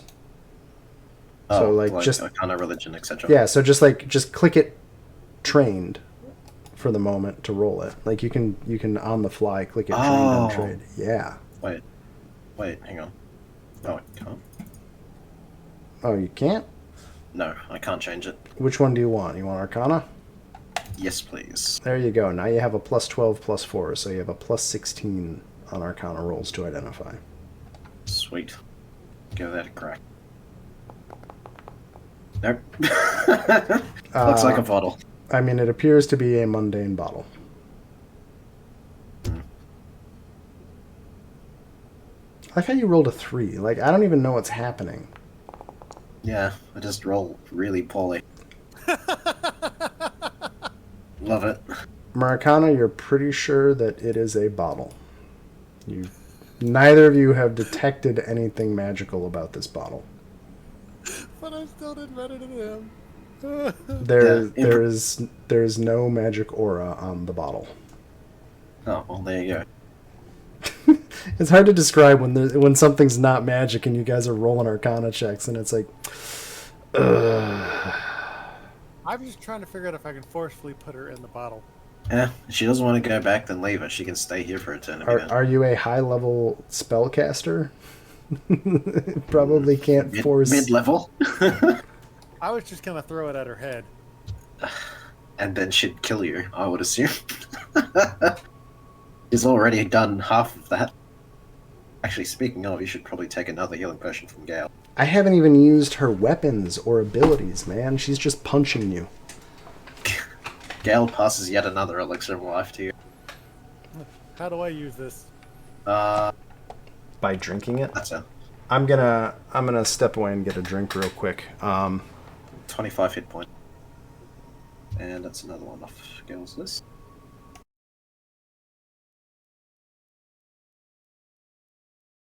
Claws when you drinking claws. Are you Guess we just drinking? wait. What are you drinking? White claw. What? White claw. Oh Jesus! Am I gonna look at this and just be like, "Fuck off"? Get this hard What? seltzer bullshit out of here. Go drink real alcohol. I would love to, but I don't have any right now, and the store is closed. So Your first mistake was buying hard seltzer. my wife drinks it, but I enjoy it too. So I'm gonna be an alcohol snob. I you can propose be we an just. alcohol snob. I will be completely honest with you. I prefer tequila. That's fine. There are plenty Problem of. is, tequila does not prefer me. There are many good tequilas. No. I have yet to have a bad tequila. Ah, I take it back. There was a tequila I had at a Mexican restaurant once that I don't know what that was, but it tasted like gasoline. are you sure it wasn't mezcal? It probably was. But actually, I think that's what it was. Yeah. Anyway, There was no plantiness to it, and that's the problem I have. I've never heard it described as planty, but that's. I More guess. like agave. Yeah. There's no agave flavor to it. Like it. That's why I like tequila, is the agave taste. All right, I'm ready for round 2. Let's do this.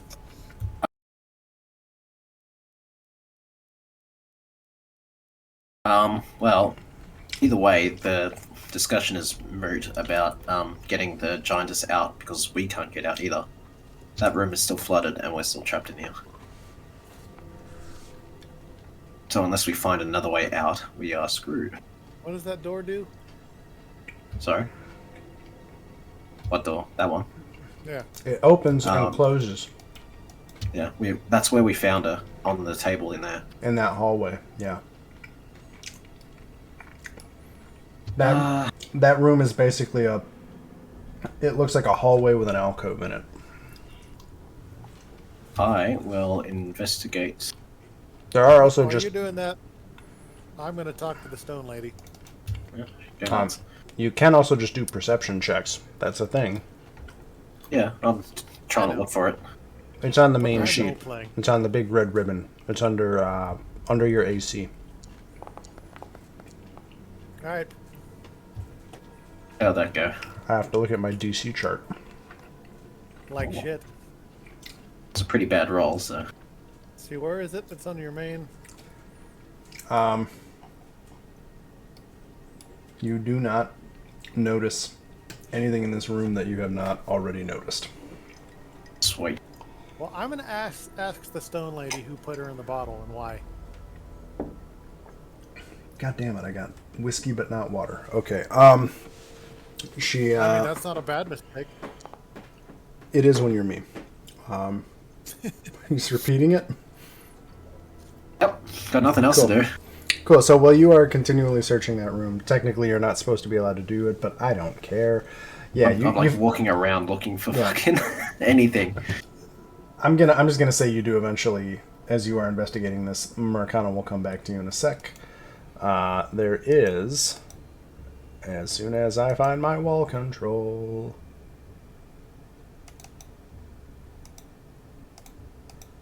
a door at the other end of that hallway. Just the seam is very hard to make out with all the dust and Ah. cobwebs, but you eventually find it. There is Huzzah. a door over there. Like, call out to everyone. Found another exit. Murakana, what were you talking to Stone Lady about during this? I was going to ask her who put her in there and Hmm. why. The Who was some little shit necromancer that came to my realm, disguised, of course. He managed to inveigle his way into one of our royal events, and then I made the mistake of being entertained by one of his stories, and he ensorcelled me. And Corso. Ensorcelled. It's a word. Okay. It means to I know. use. I thought encorseled was how you said it, but yeah, either one. Hey, you know how often I get to use the word ensorcelled legitimately? Yeah, fair enough. I'm taking this moment. She was ensorcelled. Okay. His name, I believe it was Acheron. Achary, something with an A. He was not using his. I only heard it once. Akarak? Asarak, a Sirak. There we go. Yes, Sirak. little fucker, a Sirak. Yeah, he's the guy who runs this place. And she just kind of cocks her head at you like, "Oh, really?" Yes. We're here to kill him. Americana steps closer and offers his hand. Perhaps we could help you this time? Maybe we start off on a better foot? Sorry for trying to put you in the bottle again. Make another diplomacy check. Crap, I'm getting punched. I know it. Man, your nose is not in a good shape. Oh boy. Oh, God. She. That charisma plus untrained bonus. It's just. Get hit again. She firmly removes your hand from her arm and steps away. It's like, Jeez. no touching.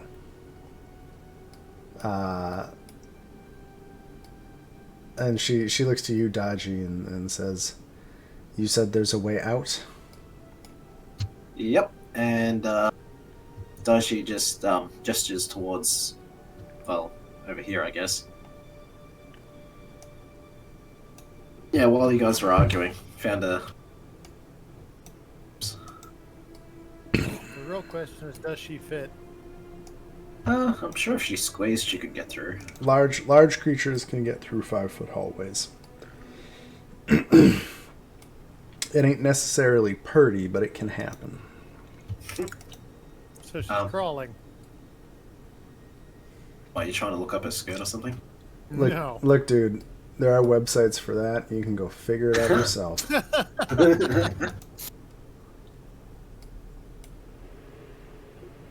Awesome. Plonk. God dang. The numbers hate me today. Oh, what's this? Let me get a description going in a second for you. Yep, I won't move. Actually, while you're describing it, I shall get my pies. Get my pies? I was cooking. Did you bring enough to share with the class? Funnily enough, I did if I cut them in half and somehow got them to America. Oh. Okay, Daji, as you open... Is it Daji or Daji? He's busy getting pie. Gotta have that pie. I just had a Cliff Bar and not vodka. I'm switching to whiskey tonight. Oh, that'll mix up real nice in your stomach. It's just like peanut butter and grains. The crunchy peanut butter bar. What's in this? Oh god, that's a long ingredient list, but brown rice syrup, rolled oats, cane syrup, peanut butter. Yeah, it's basically a bunch of different grains and peanut butter. I'm gonna get my water while he is coming back.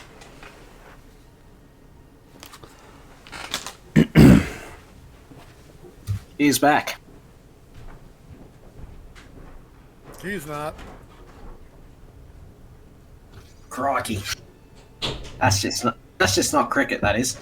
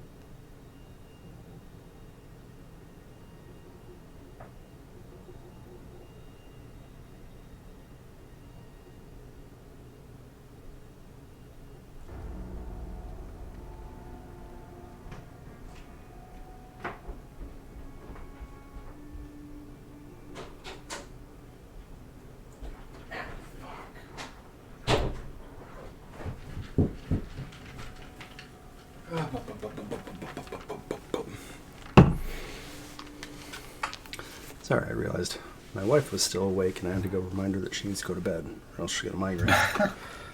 Oh, jeez. Well, because she gets sucked into shows every once in a while and then she always gets a migraine the next day. So I was like, you should go to sleep. Says the guy who stayed up till 1:30 last night watching a fucking show. I'm an idiot. I also don't get migraines from it. Anyway, this room, Dodgy. 6 glass cauldrons brimming with humanoid bones line the walls of this tomb, at the center of which there stands an ancient chariot bearing a bronze sarcophagus with treasure strewn atop it. There are paintings on the chariot's body showing a tall bird with a long, sharp beak. On the south wall, a bronze shield bears the embossed image of a Chultan warrior carrying a spear. Below that, it has an inscription that says, "Bow before no one." 4 bronze statues stand on pedestals to either side of the shield. They depict Chultan warriors, 1 holding a sword, 2 with spears, and 1 missing its face. Let's see here. And you have Obolaka, don't you? You hear her as you survey this room. Her voice warns you that those cauldrons probably have Papazadel's servants inside. They're probably going to do something if you mess about in this room.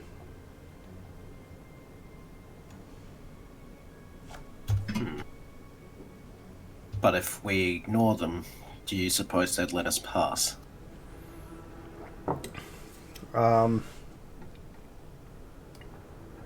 She says, I wouldn't touch anything. I would just try to figure out how to get out of the room. Fair. Americana peers past Dodgy and looks at the chariot like, someone didn't like that dude's face. And you can also touch or supplicate for Daji to get 40-10 hit points if you want, Americana. Works for me. How many hit points? 40-10? Yep. Sending it. Oh, jeez, that was a terrible roll. I got my ass kicked. I'll take it. You can do a 48 as well, why not? Pew pew, pew pew. Why am I looking at Dodgy's character sheet? I like how that was better than the 40-10. Who knows? I'd take the 21. I rolled it. Did I? Oh no! No! No? I'm talking to myself. Oh, okay.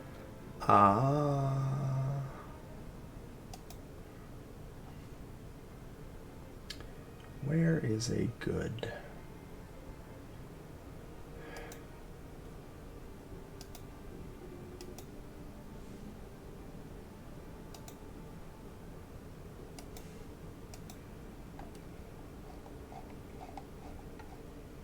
Oh, there's some chanting in the background now.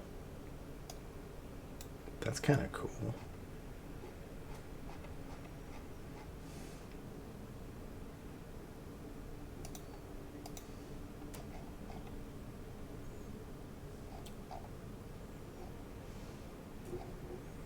walking in the room. Yep. Just, well, not really. She's floating, so she's technically not Yeah. touching the ground.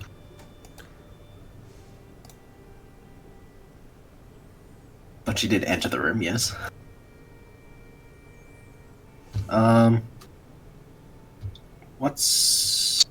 Sorry, what was that bronze thing again? You described it, or? Yeah, so that the bronze thing in the south of the room over here. Oh, let me move the camera. Because you mentioned the statues, and I'm assuming those are the pillars, kind of. Yeah, so the Oh no, sorry. the statues are the that's those things. stars. The bronze shield with the bronze shield bears the embossed image of a Chultan warrior carrying a spear. Below that, an inscription reads, "Bow before no one." 4 bronze statues stand on pedestals to either side. They depict Chultan warriors, one holding a sword, 2 with spears, and 1 missing its face. Murakana, as you approach the chariot there, you hear a growling, moaning sound and a rattle of chains. And from the north side of the room, you see 3 zombies turn and begin approaching you. But as they get kind of to this spot right here, you see that they are each stopped by a metal collar attached to a chain that angles up into the ceiling, and you can see as they come towards you, it pulls open a door out of this room to the north. Interesting. And I have to find some zombie tokens. I don't have any Aw, zombies. aren't they cute? Do I really not have any? It seems to me like we could kill those zombies, get the, like, collar things that they're, is helping keep the door open, and, like, tether it to these stone pillars in the room. So that, like, keeps it open. We got enough rope. Yeah, I got loads. I think I We got brought... to worry about the cauldrons. So, Yeah, And that's what is probably that true. skull there? oh, that shouldn't be there. Oh. Don't worry about it. Good, because I was about to go crush that thing. Thought it was an ornament. There is variable locations for a particular thing that I sometimes forget to hide all the variable locations. Or in this case, So I in think other I think I just changed it in this case. Yep, I just changed it in this case, so that's fine. So don't go anywhere around the stupid chariot. I mean, like, seriously, ignore where that skull was. Like, it has no meaning at this point. Works for me. Yeah, our characters never saw it. Yeah. My character's retarded and forgot about it already. To be honest, Daiji's not brilliant either. She's, like, slightly smarter than average. Which means she's about on scale with Americana. Oh, wait, no, he's backwards the other way. Sorry, slightly less smart than average. Daiji is, however, wise, apparently. I guess... It's alright. Americana's a savant, so... He's Well, dumb until he's you dead. come up with some pretty good plans so far. Well, guess Gale will, like, walk in the room as well and try to notice anything odd about this place. I love that. You This know. game, it's like, just like, what isn't fucking odd in this game? I mean, Sorry, I'm adjusting some stuff real quick on the side, because of course You're right. there's always something I didn't fucking do. I mean, okay, like... yeah, there we go. Okay. Gale, something odd for this room.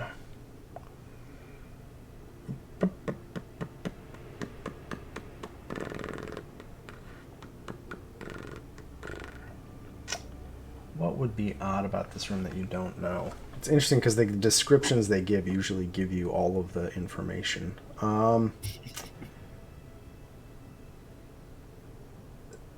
The faceless statue wasn't defaced. It was deliberately constructed to have no face.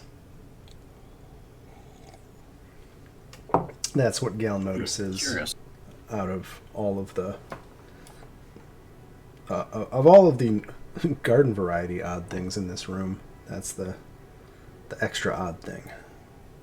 Well, I still stand by what I said. Still odd. Very much so. Oh, red ladies, there's a mystery in here for you. I mean, if I'm being fair, there's a mystery in every one of these rooms. Most of them. So Avlona and Nithla come out, followed by Orvex, and you all hear the sound of stone on stone in the background. as I guess we never got a name, but in case I do this, Stone Lady's name is Keshma Al-Wazir. Yeah, which we don't know that because we haven't asked her that. I'll say at some point she blusterily introduced herself as Keshma Al-Wazir. Yeah. Okay, so Avlona and Nithla come in and survey the joint. Avlona will kind of get out in the middle, and you see her cast some spell. And she notes, these cauldrons are full of potentially animatable bones. We should be careful in here. Noted. Although I suspect we'll need to kill at least those zombies to make their tethers attached to the pillars, so that we might get out of here. I don't know about y'all, but this smells like a trap.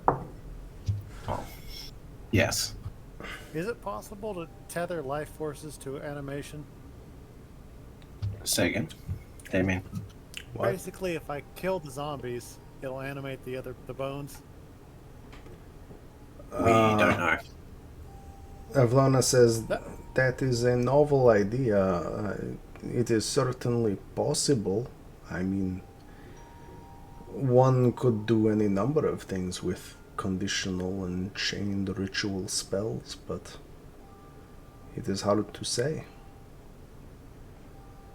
She actually seems she seems strangely impressed by your reasoning there. she's just kind of like, what? Almost like, I wish I thought of that. I also love how this Why did is the barbarian come up with it? I love how this is the idiot savant moment of the night for you. Congratulations. Yep. I always love it when it happens. It's too convenient to have 3 zombies with collars that open the door, and then we're surrounded by potential enemies. So you didn't see this. I guess I don't know if you remember this. Yeah, I've seen the room, but I'm trying not to. But like, spoil. well, no, but like, in this universe, when you came down the stairs, you would have seen that door and heard the zombies that came towards you. Like, that happened. Yep. You have seen the other side of this door already. Murakana, you weren't here, but you would have known that there were zombies on the other side of this door.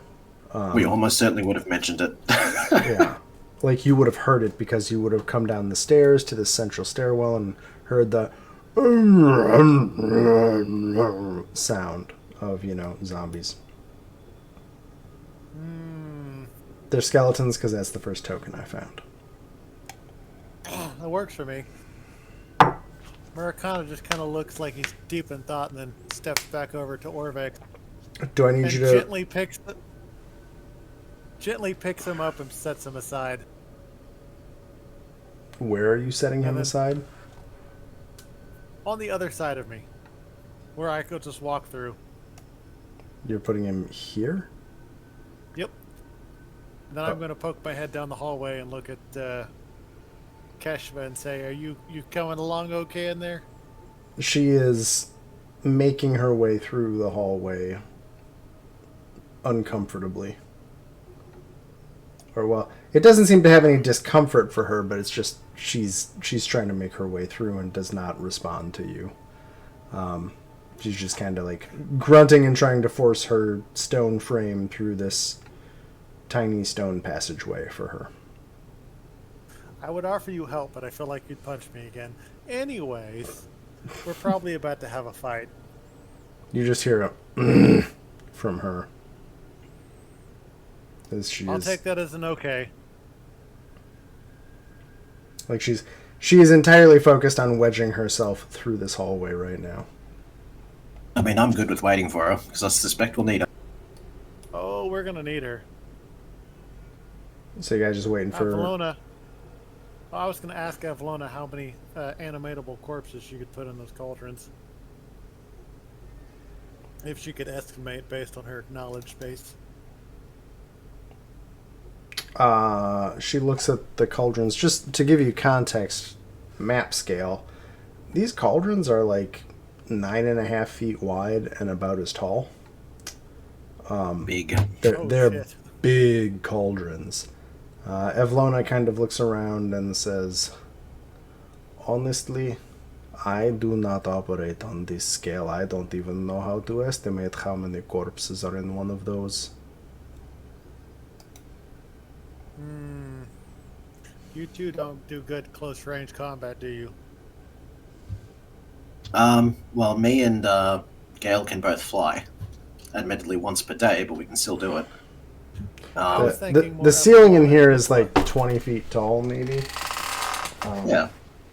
That's still probably Oh. higher than what they can reach. Yeah, and Nithla and Evlona can fly. Yeah, so we'd be fine. Vorvex might be a bit fucked, but he can just, get down the hallway or something and hide. Well, once we get Keshma through here, we Yeah. can have Orvex go back down the hallway, and she can guard the hallway. There was my Foley work. Sounds like a plan. Okay, Because so Orvex quickly scampers behind Big Stone Lady. Good call. Keshma, I have a request for you. She just stares at you. Can you guard our very fragile friend? She glances back into the hallway and says, fine. Thank you. I will make it up to you. I don't know how. I'll figure something out. She arches a stone eyebrow at you with utter disbelief. I mean, I'm sure she could punch me again. She seems to enjoy that. Yeah. Hey, don't kink shame. Let's I mean, see. not to kink shame, but if you do it too many times, you're just going to be dead. Yeah. Yeah, that and my wiles don't seem to work on her at all. In fact, they seem to have the opposite effect. Let's say. She nearly killed me twice. Alrighty. I get the staff from my pack. Well, I guess she's got a sheath on her back. And cast Bless with it. Yeah, well, so for 1 minute, everybody gets a +1. Who gets +1? Everyone in a 5-foot circle, so I'm guessing. Like, myself, Americana, Nithla. Evlona, Nithla, you ready to fly? Oh, so you can continually increase the wait. radius. So for up to a minute, you can keep pumping that up. Oh, okay. Oh, I remember that. Yeah, so but then... Yeah, I'd actually disregard it then, because I'd have to keep the staff out, I would assume, since it's cast from there.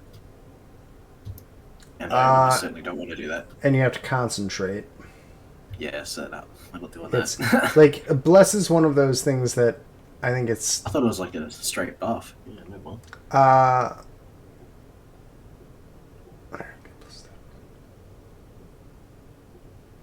I think there are builds that can make Bless pretty freaking nuts, but you have to build.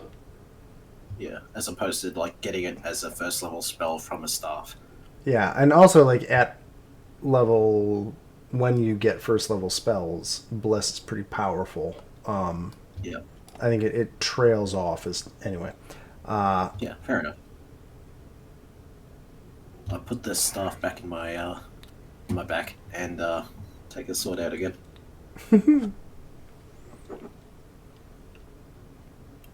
And then I guess we is it for Gale and myself? I will use Fiendish Wing. Gale will use Wings of Air. We both take flight, going as high as we can, touching the ceiling.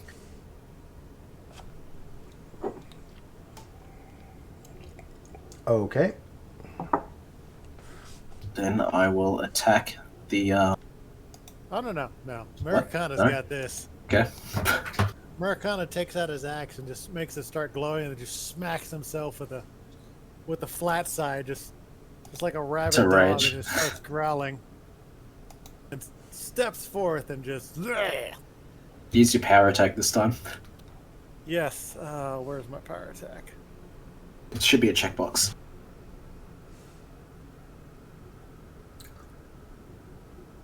Okay, so I have to probably put us in combat. Oh yes. So let me highlight a bunch of things. Cool. I particularly like the idea of Americana just smacking himself in the face with his axe. It's amusing to me. Oh, thank God! Finally, a good roll. Oh. Okay.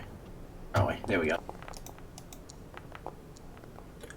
Oops, God I gotta. dang, Nithla with the win. So I'm gonna just. And Keshma. I'm gonna go with Murakana as the first person to go. Works for me. Just for reasons. I just had to get us into 'cause he combat. started. Yeah. So go ahead and attack one of the zombies. Yeah, so I've entered rage and I'm using power. It's checked, and just do your strike and damage with it. Oh, okay. I just do regular. Did I just do a weapon strike now? Yep. Well, your great axe, yeah. So if you roll the great axe, let's see if this worked. 1d20 plus 18. Yeah, I think that looks like it.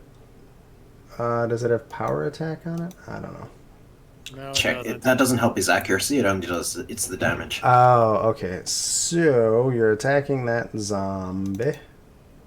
Yeah. His roll for damage is 3d12 plus 6 with power attack. Sorry, You rage active. rage, I think. To drag it on your character like this. Oh, Where that's is- right. I'll do it. There you go. Bless you. How did he just get 13 hit points? Oh, rage. Got it. It was rage. Yeah. Okay, 31. That'll hit and crit. So roll a crit.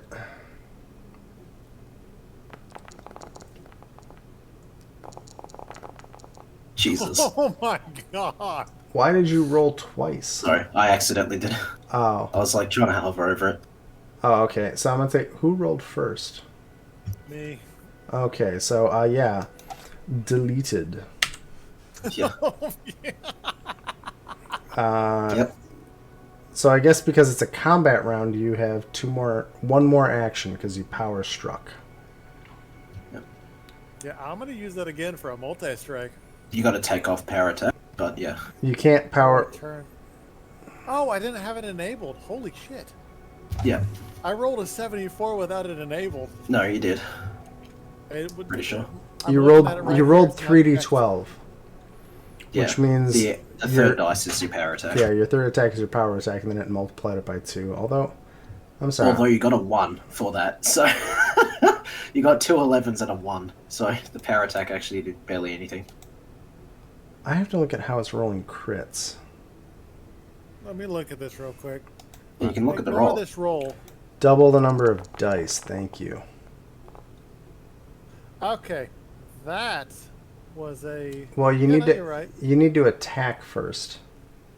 No, he was You're just checking the Oh, I was doing a check. sorry. I'm gonna save something. It might reload the game. Nope. Okay. roll. I'm gonna do something silly real quick. What's that? Uh, I'm just gonna roll something on one of these zombies just to see what happens. Okay. Because I want to see what it... and I have to roll a base attack. Sorry, I'm just testing. Awesome. Cool. I switched critical damage to just double the dice rolled, not the bonuses, because it's been doubling your bonuses, and it's not supposed to do that. But I want to delete things. I know. Don't worry. That will have no difference on the one you killed. It's just like sure. the +6 and the +8 that you roll, those should not be doubled. I'm just imagining that I just sliced that zombie just like straight down the center. Yeah, actually, you have a crit with a great axe. Which, does the great axe have sweeping? I assume so. Let's go to inventory and look at the great axe.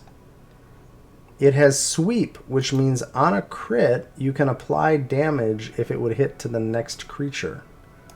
Yep. So you would you would get to roll non-crit damage on the second skeleton. Or zombie. At power attack too, because, I mean, that's still an attack. Let me add the power to that. No, the power attack doesn't apply to the crit.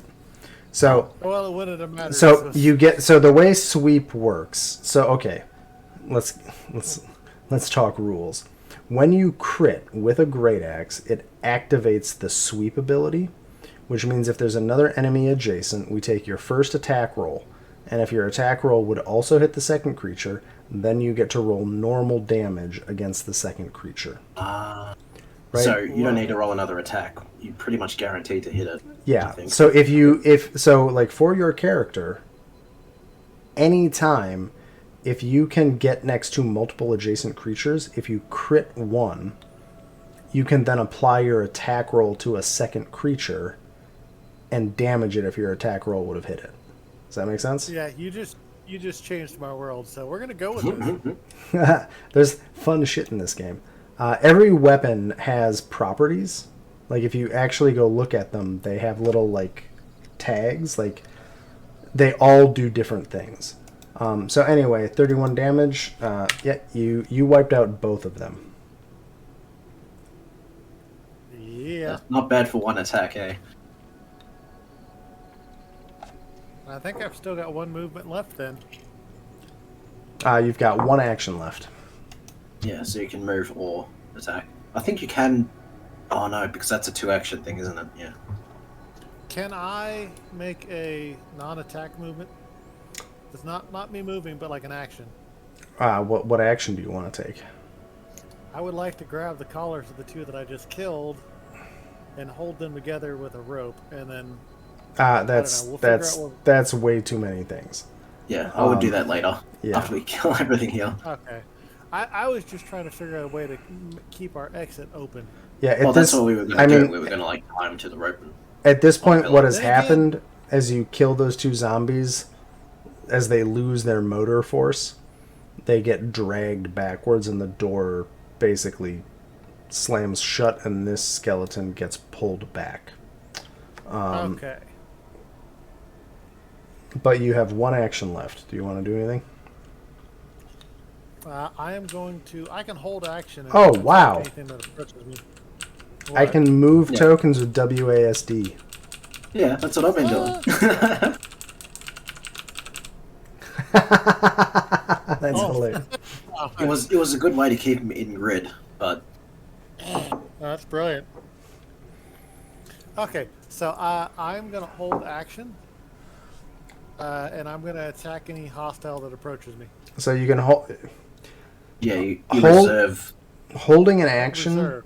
Holding an action in Pathfinder, unlike 5th edition, is an action in and of itself. So, on your turn, if you hold an action, you can hold something to then spend your remaining actions to do something, right? So, like, you have 3 total actions. So, the cost in Pathfinder, like in 5th edition, holding an action moves you in initiative order, basically. In Pathfinder, it doesn't move you in initiative order, but it costs you an action to hold and set the condition for whatever your other 2 actions are going to be. Does that make sense? Okay. Yeah. Slightly different way of thinking about it, because movement is not its own thing in this game. Yeah, I didn't think about that. Well, then I'm going to move down one into a defensive position, and that is it. Okay, it is Evlona's turn. God damn it. I'm used to playing RimWorld, so I keep trying to use WSAD to move the screen, and that's dumb. Evlona is going to shoot a ray of frost at that zombie. I guess I should actually hit the buttons.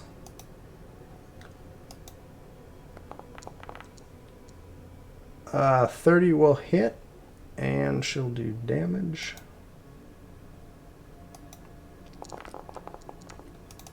How many HP? She blasts it. That one is dead. So I will drop us out of combat. So those 3 zombies are dead, and their chains are rattling. The door is shut. The door has 3 holes in it at head height that are about the size of a face, looking out into the room beyond.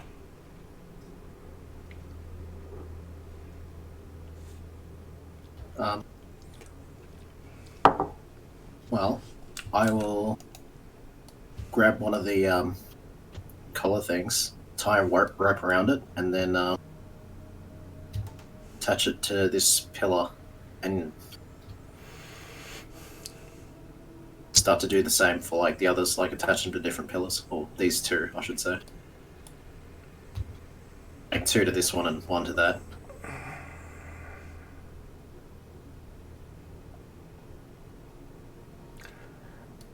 I'm gonna say in your enfeebled state. She's not gonna like do them taut. She's just gonna like move them in position. So you've got the ropes tied to the collars around the pillars, etc. Yeah, but they're still loose, so Miracana would need to like pull on them and then secure it again. Or Kesh. Kesh can do it too. Yeah, as you're doing, Keshma figures this out, walks over, grabs the 3 collars, and just takes a step back, and the door opens. And she says, could you tie them off to hold it open so I can get through? Absolutely. Yeah. Just tie them up. What is her strength score? Ridiculous, probably. Retarded. I mean, she's large, so she'd get like double anyway. She's a beefy lass.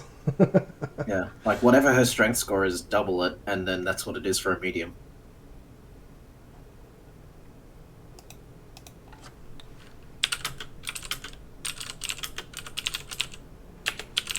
In terms of what she can lift or carry.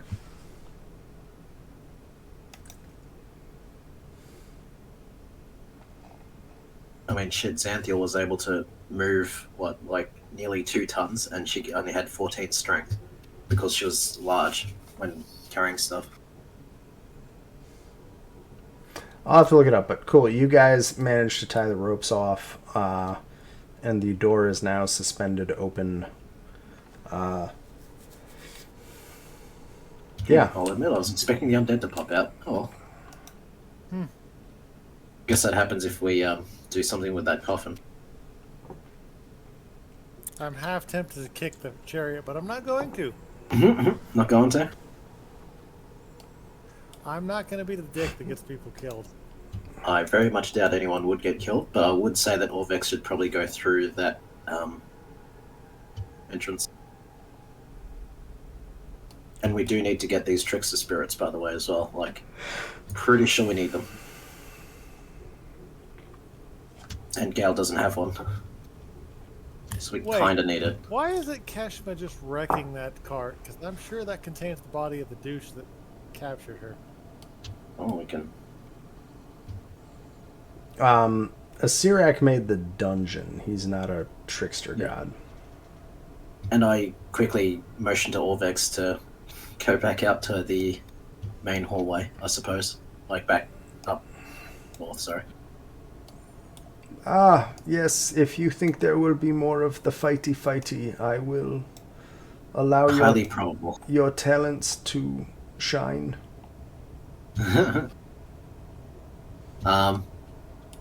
Gale will probably fly off that way a bit. Oh wait, no, Gale needs to open the fucking coffin to get this trickster spirit. So the trickster spirits are tied to the items. Oh, yeah, that's right. Well, Americana, if you would, if you're up for it. What do I need to do? We need the coffin lid thing open because there's probably a trickster spirit in there that we'll need. Americana just sighs. We have the exit open, so if it goes tits up, we can, He just jumps right on top of the chariot and then axe drawn, ready for him to come out. All right. Hold up. Let me just read things. Okay, cool. So you jump up on the chariot. What?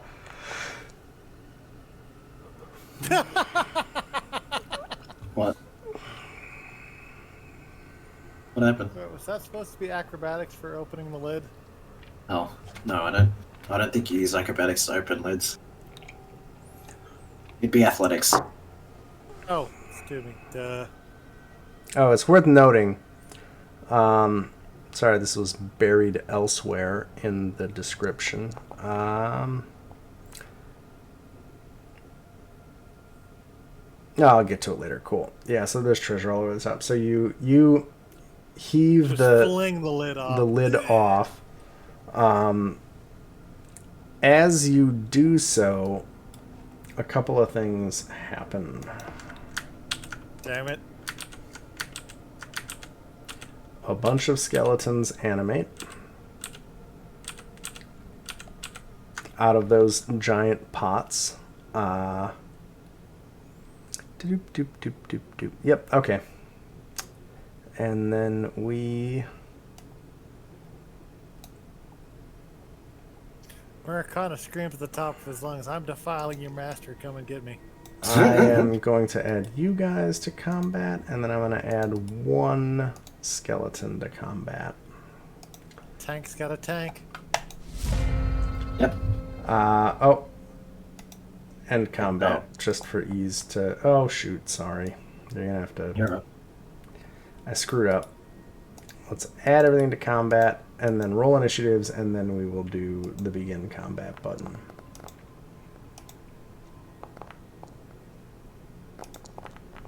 God dang, I have Lona with her. Mm-hmm. Oh boy. Nithla's just fucking not paying attention. She's asleep at the wheel. Are you able to roll for Gale? Yeah. One sec. Cool. Yep. Okay. I think we're both flying anyway, so. And we were up at the ceiling, so we should be fine. Okay, it is Evlona's turn. Oh, that's interesting. I need...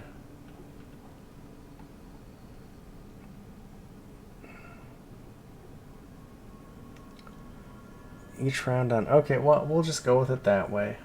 Cool. Okay.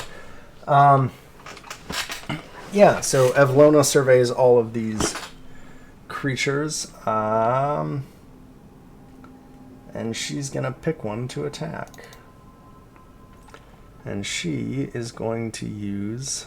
Oh, what does that do? Nope. She will use Chain Lightning. Jesus. Wait. The target... Oh, wow. And it arcs, so How many creatures can it hit?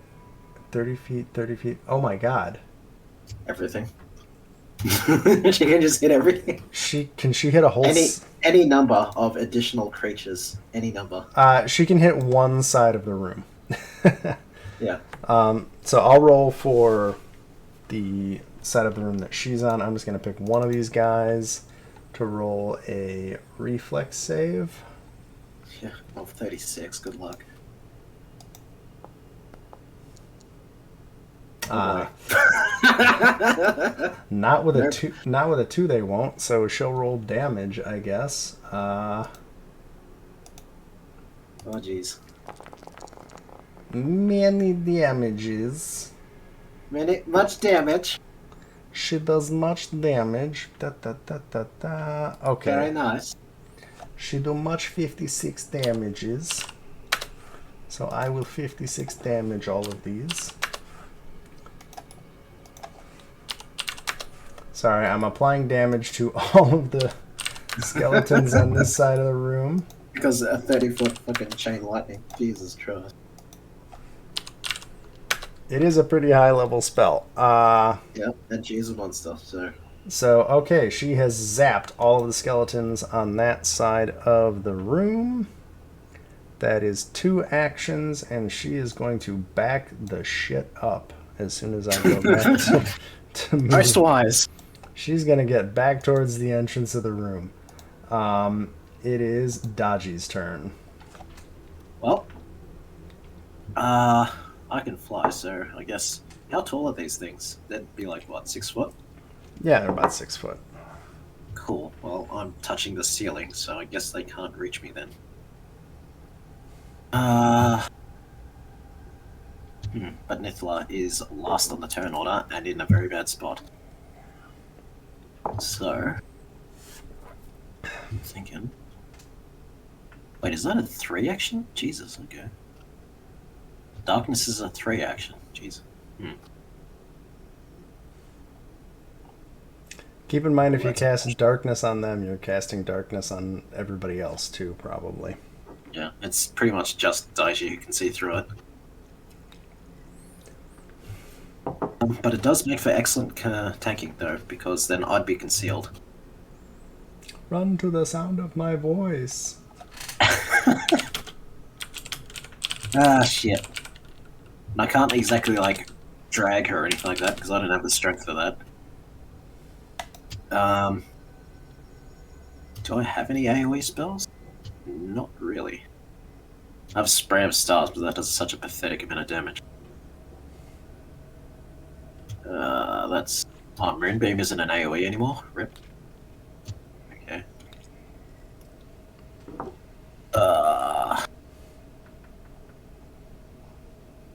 Well, I guess we just Divine Lance one of them.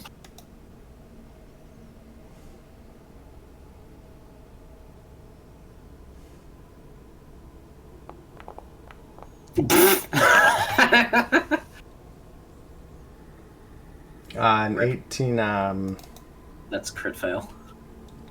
Oh, yeah, it is. Yep. Because that would not hit basic. That's a failure, and it becomes a critical failure. So, nope. No Divine Lance for Spell you. just fizzles.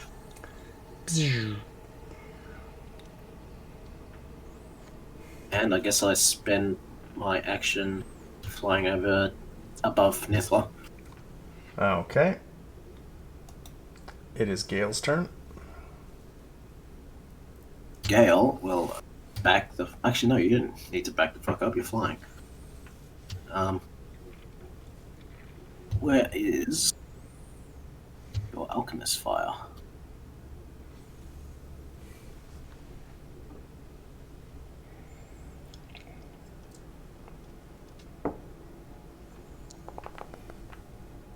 Oh, jeez. So who are you attacking with Alchemist Fire? Those two. Near Nithla. Okay, so one of them will take splash damage, I guess. Pick which one. I'll attack the top one. So is that... how much is it total? Is it 4 or 6 for splash damage? 4. Okay, so it'll take 4 splash damage. Because it's based off his or her int modifier. Yep. So it'll take the splash damage, but not the direct damage because it doesn't hit. Yep. Okay. And the bomb also deals 2 persistent fire damage. If that matters to the top one. Only if it hits. You don't get you don't get persistent damage off a splash. Yeah, but did 20 hit? I don't think it did. But... No, a 20 does not hit. Okay, fair enough. And More left. Let's see. Oh, you got one more left. So we'll chuck another one.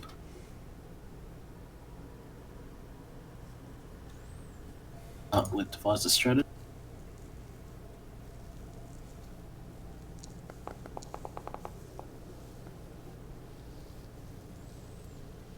How'd that go?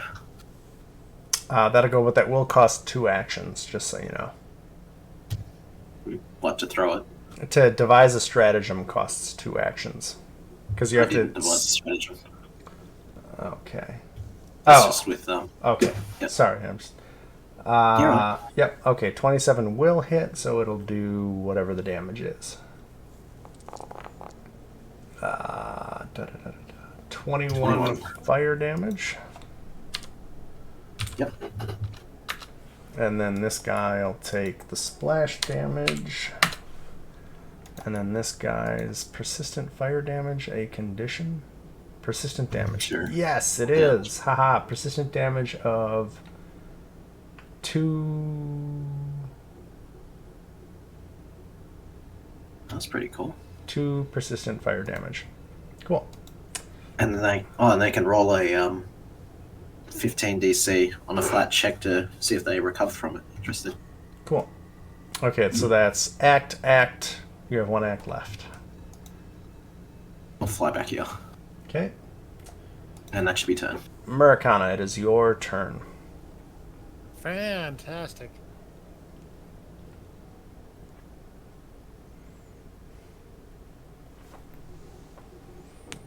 I say, these boys have a lot of health.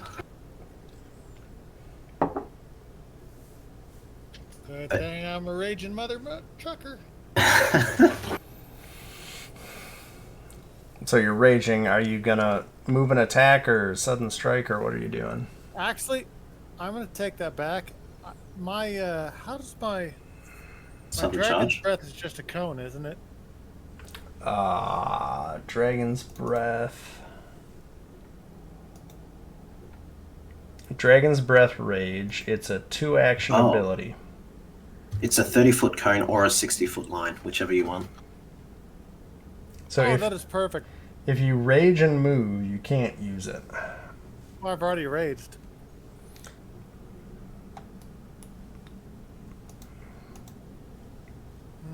Because it's a 2 action thing. So if you take back your rage, I think. Oh, but you have to be raging to use it, don't you? I have to be raging to use it.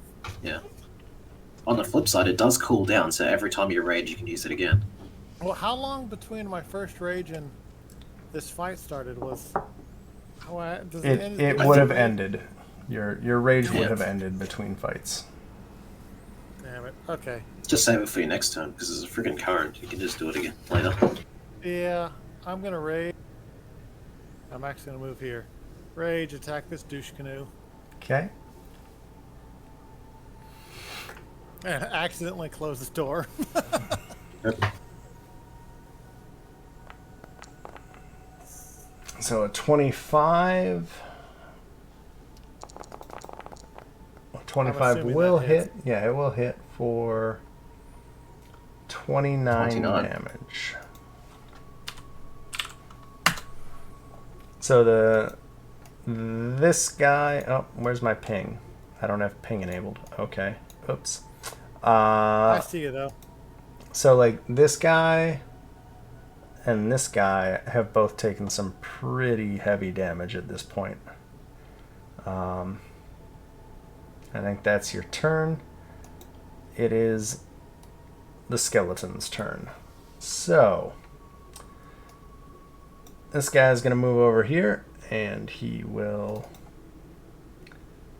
attack you. Does a 20 hit? Doubt it. Nope.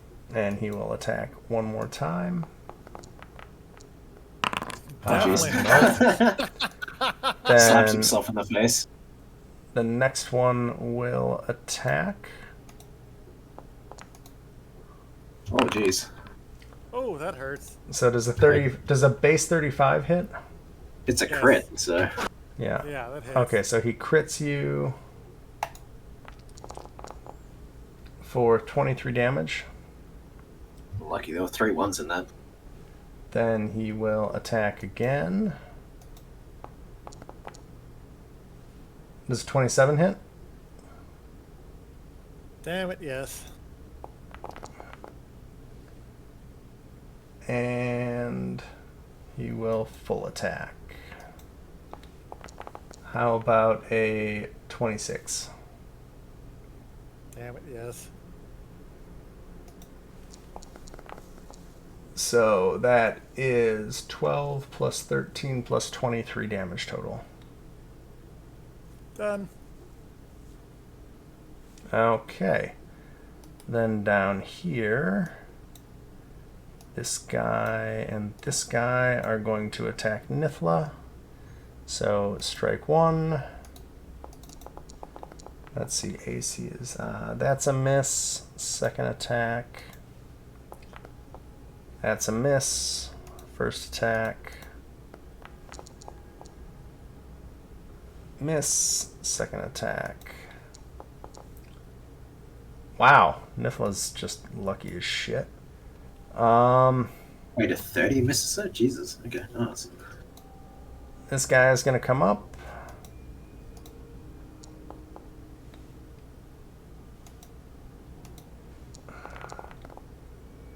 Nope. Just can't get I'm going to have to reevaluate their ACs. Jesus. I thought they were squishy wizards. And this guy's going to come here, and he's going to hurl a bone at Dodgy. Rude. Does I'll use my reaction, actually. I think I can do... no, actually that wouldn't work. does a Or at 28 least hit? it wouldn't help. No, it does, yeah. 12 bludgeoning damage. Rude. And then second bone hurl.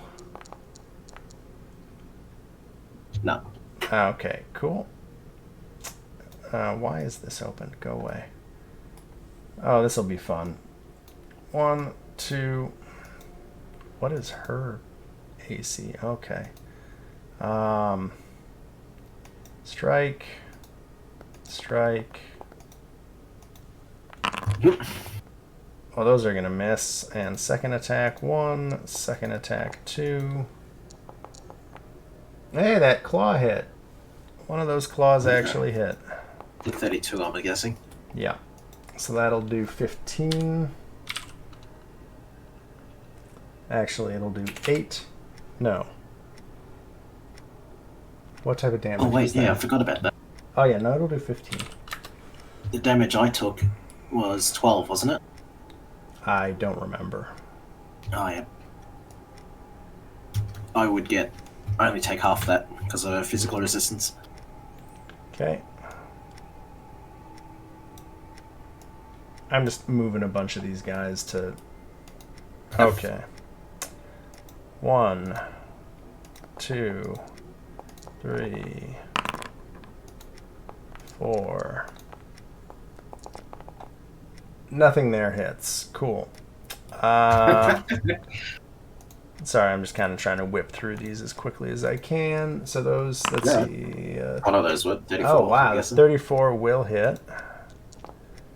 And it will do 3 damage to Keshmar because she's resistant to bludgeoning damage. And Yeah, then, who knew trying to hit a fucking giant stone lady is hard. And then these 2 are at you, Dodgy. Okay. Rude. Yeah, both of those hit. Okay, these are bludgeoning damage. So 2 and 6. Cool. It is Keshmar's turn. I have too many NPCs again. God damn it. Okay, she's just gonna whip her fists out on this. She gets her first attack. Whoa. Okay.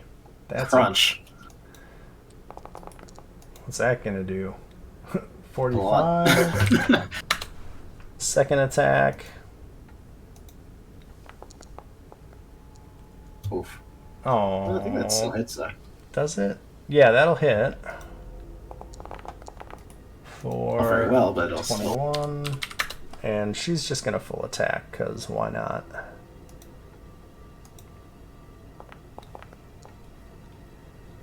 Nope. Whiff. And it is Nifla's turn. Good God, I have too many of these. Run. Oh boy. You're going to want to disengage, huh? No, that's not what she's going to do. She's pissed. Okay. Because she's got chain lightning too. Oh, yeah, shit. And now everything's in range. Everything is in range, so I'm going to roll one reflex save. Love it. Nope. Did not anticipate. Oh, boy. Oh, boy. Okay. From the top. Yeah, deleted.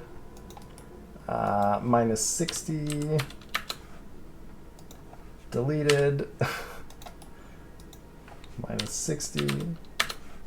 This is kind of hilarious. She's just chain lightning the shit out of. It's like, nope, had enough of this. Done.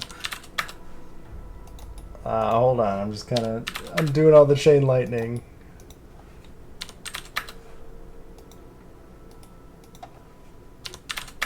But she has chain lightninged every damn skeleton in the room.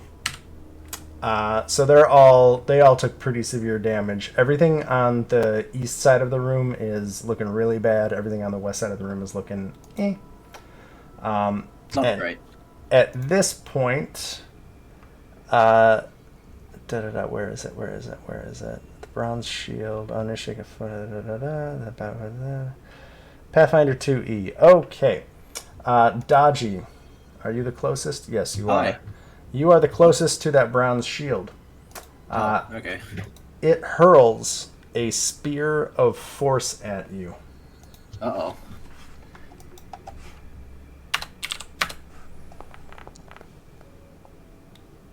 Does a 30 hit? Yes. Okay, it does. Roll. Force damage, shit. One of the few things I'm not resistant to. God dang it. 2d8 plus that. It does 18 force damage to you. Ow. And then the turn starts over. And 6 more skeletons crawl out of these urns. I should probably smash these urns or something. And it is Can we? Evlona's turn. It seems so. You can certainly try to attack them. Evlona, seeing these come and hearing your comment, is going to try and attack one of the urns. I have too many NPCs. Have I said that before? She's going to... she is going to cast Cone of Cold and angle it to hit everything north of Murakana. So it's just going to do 12d6 damage in that. Don't think they can roll that. Touch that. So let's see. Which is here. fair. I doubt they could. But... Yeah, I gotta look at where are the cauldrons? The grass cauldrons are hardness 5, hit points 32. So I think that takes out. This guy does 45 damage to this guy, and that urn up top is shattered. She shatters the glass of the urn, and it spills bones to the floor. I think that is her turn. Daji, it is your turn. Sure. I cast darkness on myself.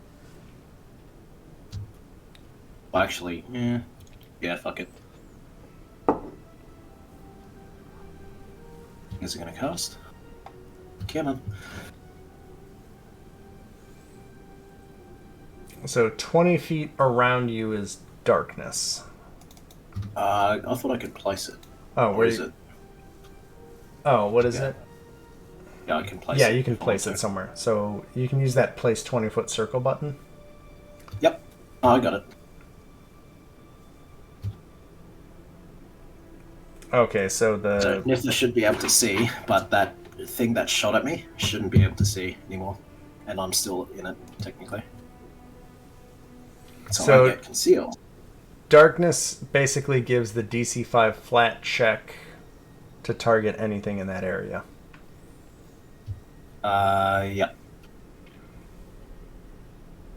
Because I'm going to say everything is aware that you are there, right? But, like, or at least right now, like, everything in the room knew where you were. So you're observed. Like, you count as being observed, but they have a flat DC 5 check to see if they can actually to completely whiff. So if I attack somebody in the darkness and somebody knows where you are in the darkness, it's just a flat DC 5 to miss. Before the attack roll even happens. Cool. So you cast darkness, then what? I will use dueling power. Or cast time is 3? Oh wait, 3. Yeah, never mind. Then I do nothing because that's my whole turn. Okay.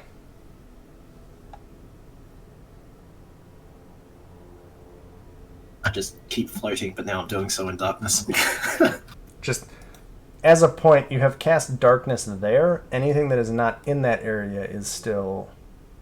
Yeah, but I am on the edge of it, so Okay, I should be cool. still. Just wanted to make sure I was. Yeah. Yep. As long as I was concealed and that bronze thing that shot at me is concealed, then I'm happy.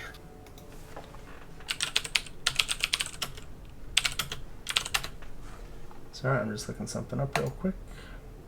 You're right. Okay, cool. Awesome.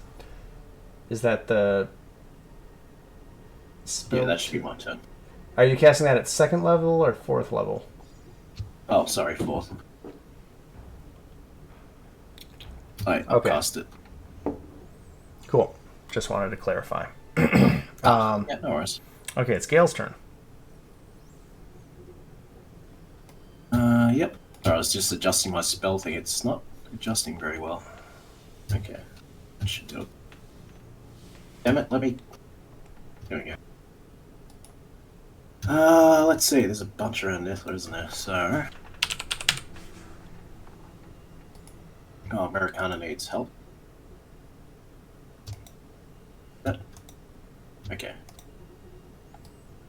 Sorry, I placed a thing by accident. I'll get rid of it. Thank you. Marikana, I'm going to give you control of Keshma. Yay, because she's just going to punch me more. Sorry, I moved Gale next to... I just couldn't see him, so I had to move him in a bit. But could that count as one action, I think? Because, yeah, that's still yeah, that should be good, yeah. Okay. They're going to pass. Or can he, like, use a Elixir of Life on Marikana while they're in combat, or does Marikana have to drink it or something? I don't know, like... I think he can throw it, can't I'll say it takes an action. Yep. Okay. So that's 33 healing for Marikana. Yep. That should be 2 actions. Because, you know, the move and the... Yep. Marikana. I got you. Alrighty. And we're going to... How many we got left? We got 3 left. Yep. It's handy that there's the quantity thing and I can subtract them. Much easier than in the other one. There's just a plus and a minus button. Yeah, it's a lot more convenient.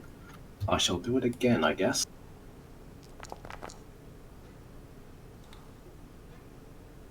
Just top them off.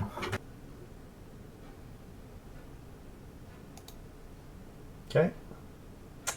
And that is their turn. You should have full hit points, Marikana. Yeah, you got healed again for 31.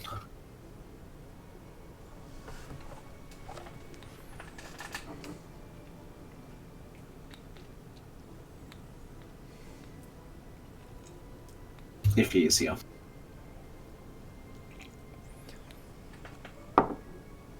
Jared? What's up? You got to heal again, Yay! and it's your turn. I got healed more than 125? You got healed Yeah. 33 and then 31. You're healed to max, I think. I am. And now it's magic time. Sweet. So you're doing the cone or the line? The cone is 30 feet, isn't it? Oh! You could maybe bend it around, what's her name? Ethla? Yeah, if you did a... You're just trying to hit... Like, if you want to hit everything east of Nithla, I'll just say yes without dealing with things. Yeah, I was trying to aim for that other cauldron, too. Well, if you did a cone, you should be able to. Yeah, the cone would hit basically everything south of you, so it would hit 3 Tangle Bones and both cauldrons. I'm gonna do that! How do I... Roll your damage. The dice, I think. Oh, I have to do dice. You have to It'd roll be 1d6 per level. Yeah, 96.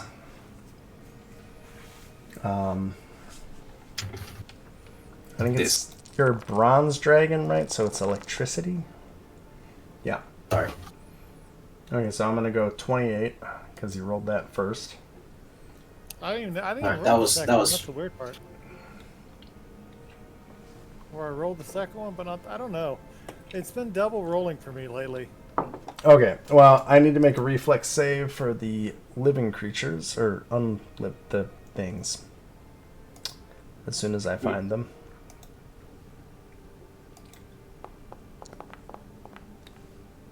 I'm gonna guess that is low because your DC would be like 10 plus your... Oh.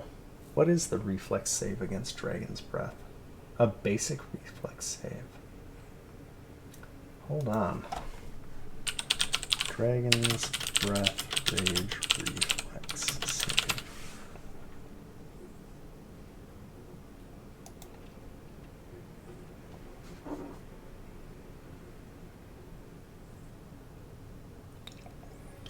What is a basic reflex save?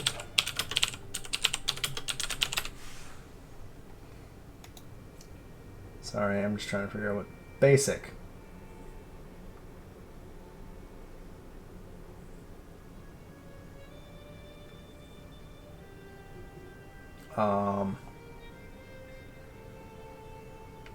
That's weird. Well, whatever. Okay, so I'm gonna say that this guy, well, this one's dead no matter what. This one will take 28.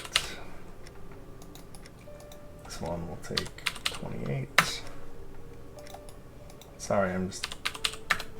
Oh, you know what I can look at? Haha. A normal reflex save at level 9 is 26. Cool. Okay. And then 28 damage against hardness 5. Okay. Cool. You broke both of them. Yes! Your electric cone of Dragon's Breath manages to shatter those 2 runes on this side of the room. It is Keshma's turn, which means it is your turn. Americana just looks at Avalona and smiles.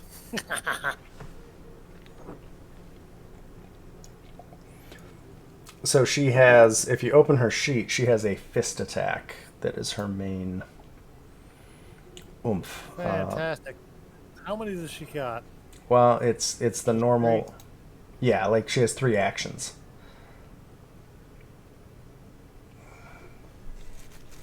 Falchion and Fist. The falchion is not set up right, so Okay. it has a You're plus gonna go 6. So I don't think you want to use that.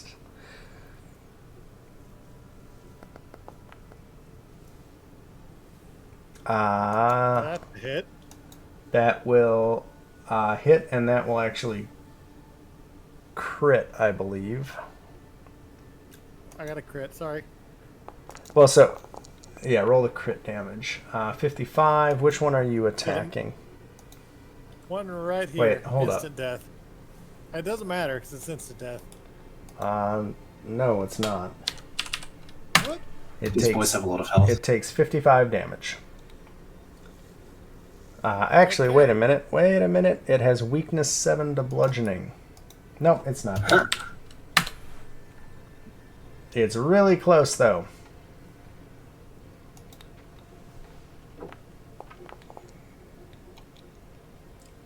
Uh, 37 will hit and crit.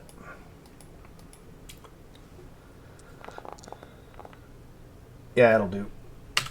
That one's gone. That'll do. That'll do, barbarian. That'll do. And the third attack, 34, will hit and actually crit. Damn. 50 plus That's 7. that one right there. Yep, that's 57. That has put some hurt on that guy. It is now Nithla's turn. Nithla. God, I have too many things open. I have to find Nithla. There she is. What does she have? Oh.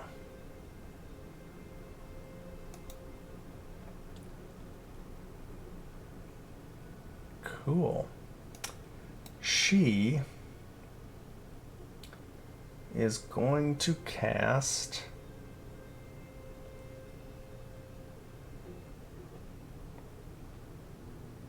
a wall of ice.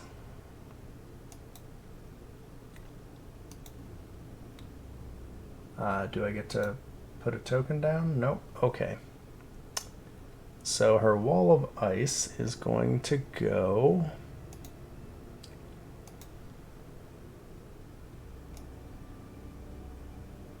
here. And she has cast a wall of ice that is blah, blah, blah, blah, blah.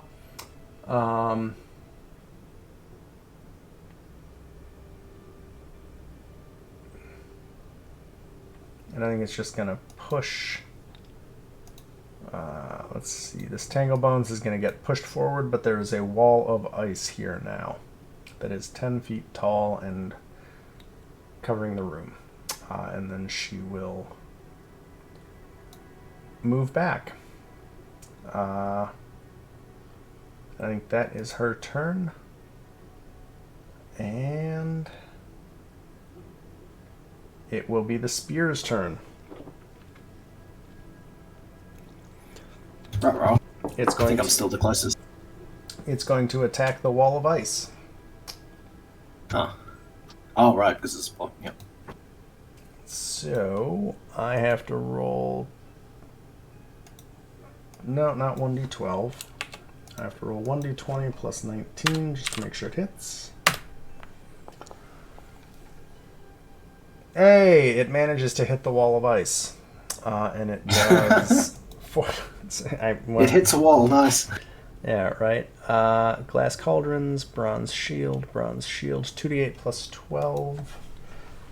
Slash R, 2d8 plus 12. It does 22 damage. The wall of ice has hardness 10, so it loses 10 of that, so it does 12 damage and 40 hit points. So she has started hitting, or it has attacked that section of the wall of ice for 12 hit points. And then at the beginning of the turn, as soon as I switch my selection token, more skeletons spawn, and it is Lona's turn. God damn it. Have I said I have too many NPCs? No, you've never said that before.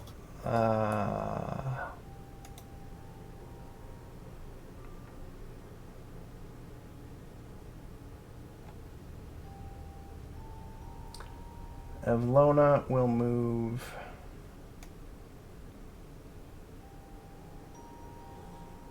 here.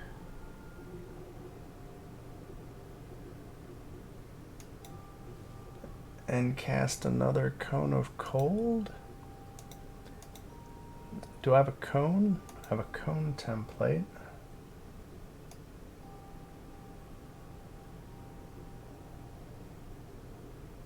$30-foot cone. Just hit a giant friend. I'm trying to figure out where Evlona wants to be. Sorry. You should want to be adjacent to a Daiji by the looks of it. Like, right there. That's where Evlona wants to be. Sorry, I just have to figure this out. Okay, so that hits a lot of stuff. Reflex save for skeletons. I don't know if they can even pass this, but who knows? Not with a 1, they won't. Not with a roll like that, they won't. Yeah. No, it's actually impossible, even if they got a perfect roll, I think. They'd get a 31. If they crit, it might be possible. Oh, then it, yeah, because it'd go. Yeah. Anything less. Okay, so 37 damage. So, okay. So she... Actually, isn't that... Because that's a crit fail, wouldn't that do double? Because it's a reflex save, right? Like a regular base reflex? Reasonably sure they do double if they fail it. Yeah, I'm just... Or maybe that's just a thing of my own spells. Does mine specifically say that they do double?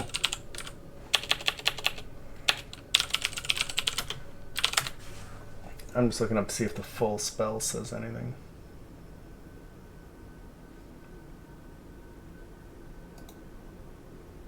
Crit, double, yeah, that's double damage. Yep. Okay, so that's what, 74 damage? Yep, 74. Everything in that area just gets to eat shit.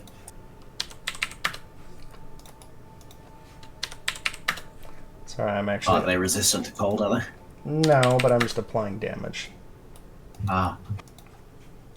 I think some only took 65. So four of them get wiped out. Cauldron. Hardness 5. 30. What? Which what now? What was that? You said that one. Which one is that one? The one that I had my cursor over. I didn't see where you had your cursor. Oh, I'm still waving it, I think. Right there. Your cursor is not moving on my end. Oh, rip. Or if it is, it's on one I deleted. I'm just looking at... Okay, hardness... Okay, so I think that actually breaks the other two cauldrons up here. Nice. 37, hardness 5, 37, 32. Yep, that's just enough. Cool. Okay. Well, fly enough. Yeah, they're doing it. The hard carry. Yeah, Jesus. They're running out of spells though. Yeah. And Evlona shouts, "We can't keep this up." We won't have to. There's only one left. It is Dodgy's turn. Sure is. Somehow I think those fucking things will be resistant to... I don't think mental damage will even affect a fucking urn. Like... Somehow I don't think that'll work. They don't have brains. Yeah. Per. Then again, they're also trapped behind that wall. So the wall's 10 feet high. So I can still fly over it. You can fly over it. And I think I have my movement speed with that panache. Let's see. 45 feet. Yeah, I can get there easy.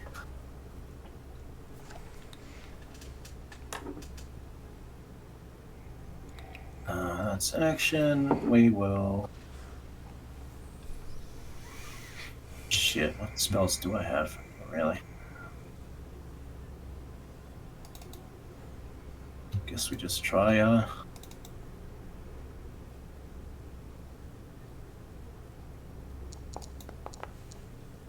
God damn it. Another crit fail. Outstanding. What are you divine lancing? Nothing. Crit failed. Well, what are you divine lancing? Oh, the urn thing. That the undead were coming out of. Yeah, let me...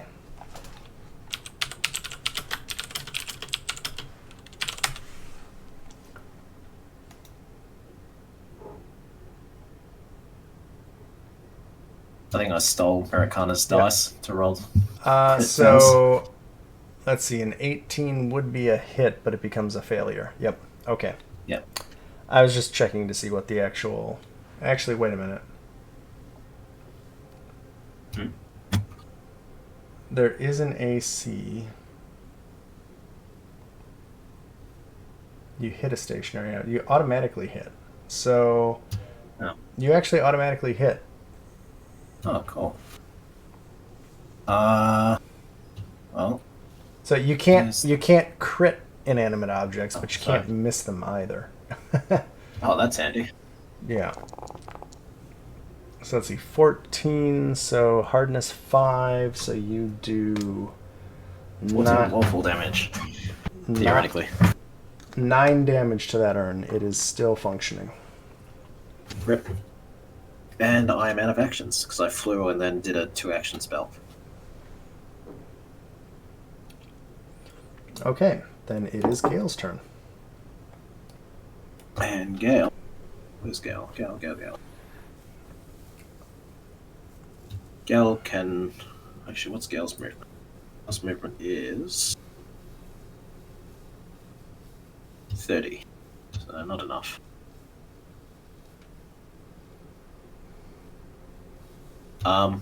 Gale can't see in this fog for some reason. I don't think Gale has a light or ability to see. Gale should be able to see... Oh, in dim light, right. Gale should be able to see where Americana is shedding light. Is that working or no? No, that is. Okay, yeah. so Gale can see where right. Americana's axe is shedding light. The rest of this place is dark. Okay. And I guess throwing a blind fucking bomb is out of the question, so we're gonna instead do... Yeah, the issue is that Gale would not be able to even observe anything in darkness, because he doesn't know it's... They don't know it's there. Yeah. Does Gale have torches? Let's see. I don't think so. There's technically... You can try to perceive stuff in darkness. Yeah, I was thinking more like if Gale had anything to like make light with. Don't think so. He's got bombs that are on fire. That is true. We'll use them instead. But that's the wrong one. If you just want to throw a bomb to make a light source, I'm okay with that. Yeah, you know what? We'll throw it blindly to make a light source. In the corner, kind of. So, like, over the wall? Yeah. I'm guessing I don't roll an attack or anything like that. Like, he just kind of blindly chucks it into that away direction. So I'll say it'll go where he wants, but it counts against the map. Yeah. Or something. So which corner are you throwing it in? I guess Gale can't see, so they'd throw it, like, there-ish, I guess. Okay.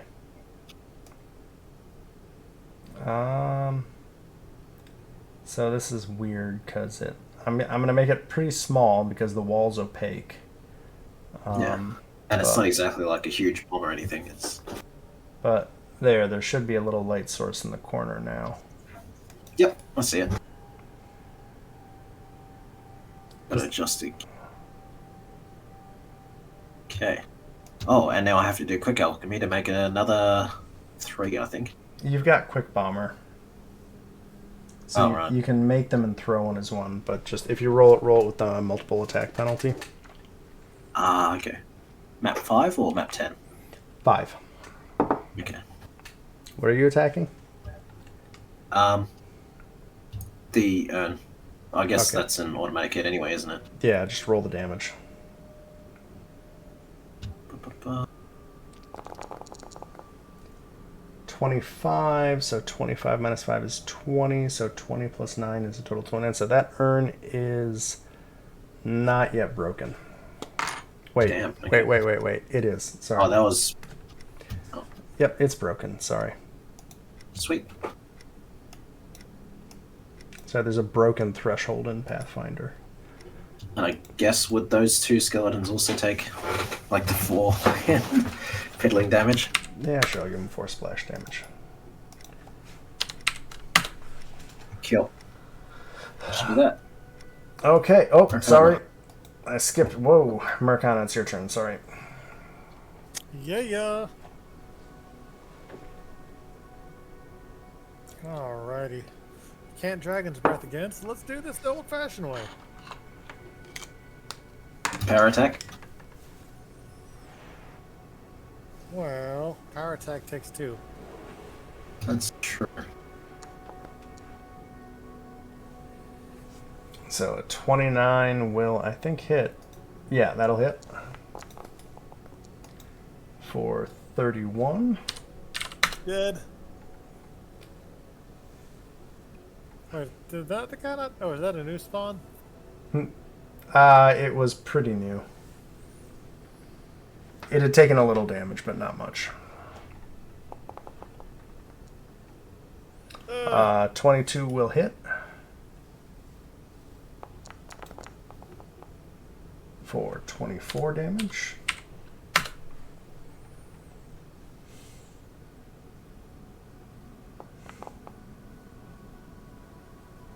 not 17 will not hit. It's Alright, it's that's my turn. it's hard to hit with all 3. Yeah, it is. It is Keshwa's turn. Alrighty. You should have full control of the token right now. What's her movement speed?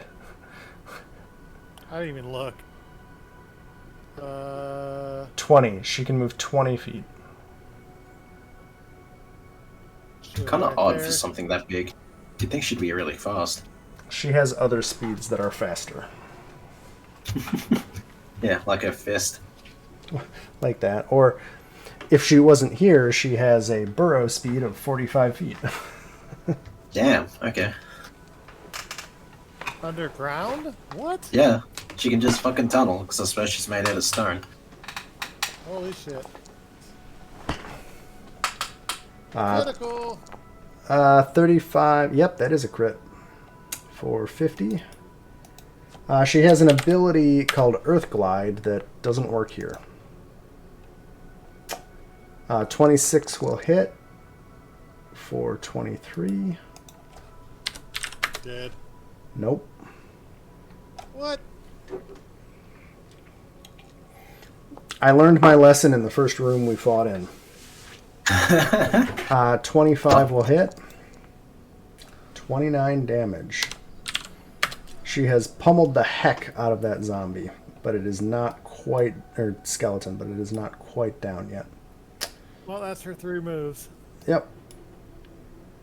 I learned in the very first room we went to that you have to level adjust things in this game to make hordes actually threatening. When we wiped the room. So in 5th edition, I could make these all CR1s, and it would still be threatening. In Pathfinder, I can't throw CR1s at you guys. It's just a waste of time. Yeah, they quite literally can't hit and all that. So these are not CR1 creatures. It is Nithla's turn. Plus, you guys have a lot of fucking support right now. Oh yeah. You have We barely did anything in comparison to Nithla and yeah, like Lena.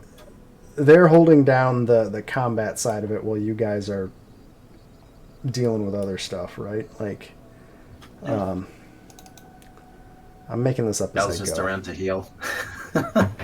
What is she gonna do? I think she's gonna... no, she doesn't want to burn another one of those. She already cast that. So she is going to... oh, she can see that. She's gonna Ray of Frost one of these guys over here. With her cantrip. Attack.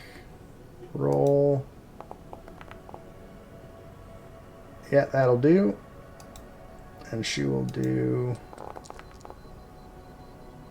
19 damage to one of the skeletons. Kind of middle west. So like right over here. She just hit one of those with her Ray of Frost. And then I think that is her turn because that's 2 actions. She's just gonna move a little bit. And now it is the shield's turn. Lyokin, the shield can see you. Well, Yep. it's well, she aware is, of you. kind of. So She knows she's in that direction. It's going to make its flat roll at a DC 5. Yep. Rip. And it passes, so now it will make the actual roll to attack.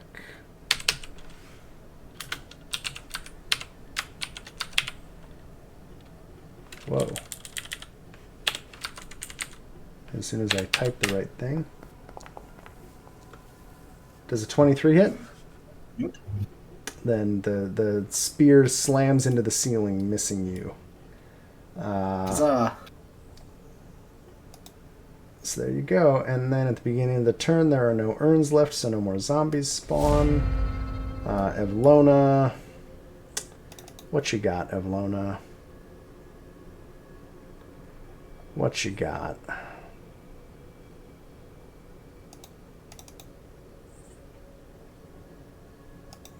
How much damage does that do?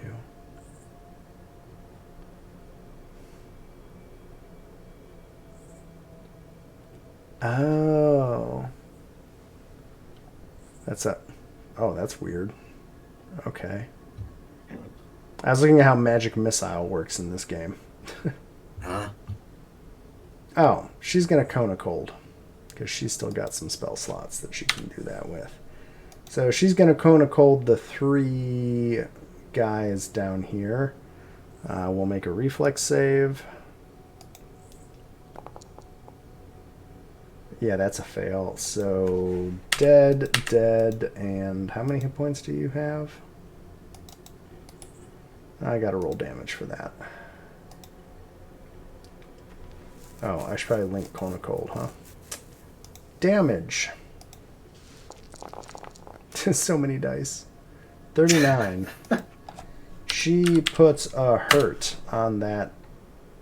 That skeleton just south of you, Marcana, is like hanging on by its last tendon. So I should fart in that direction. Is what Yeah, you're saying. fart in that direction, and Evlona's gonna back up a little bit, just because there's that one Tangle Bones to the northwest. It is Dodgy's turn. Sweet. There's that wall on the south blocking those two, isn't it? Still. So you're... I mean, they can see you. Oh yeah, no, I meant like not for that. I just meant like it's stopping them from entering the rest of the room. Yes, it is. Cool. And Wall of Ice lasts for It's like a minute, wasn't it? 1 minute. So I think it's been 2 rounds, so it's 2 of 10 rounds. Okay. I'll just schedule a we will- counter. I'll move about there.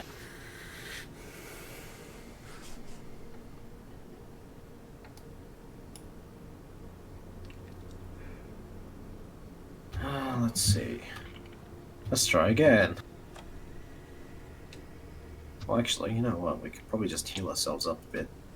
So I think I had the remaining 2 from Vital Beacon. Yeah, I had the D6 and D4. I like how you supplicate to yourself.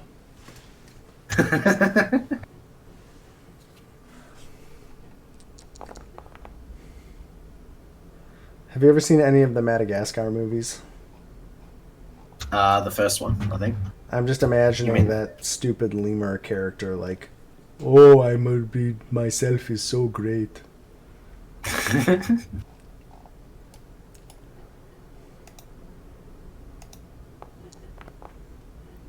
Oh, jeez. that doesn't hit anything. Nope, that does not hit anything. Oh. One day she'll be able to hit a moving target. One day. And that's my turn. I mean, if it's a Tangle Bones, none of them are even really moving all that much. Gale's Yeah. turn. Let's see. Gal can't even see. I keep forgetting. Okay.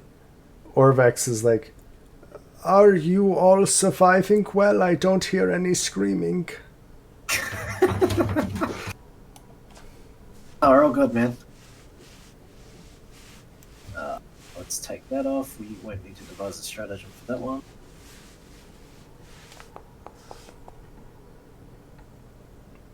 I don't know if that's going to hit. Who are you shooting? The Tanglebones south of Maracana, the ones that's hanging on by a thread. Oh, okay. Yep, that'll hit. Cool. And I don't think you can't kill it. Yeah. It's like 2d8 plus 3d6 plus 1d6. Yeah, it's dead. Okay, then I'll shoot the north one with devise a stratagem at map 5, I think. So it would be map 5, and that'll take the rest of your turn. Yep. Okay.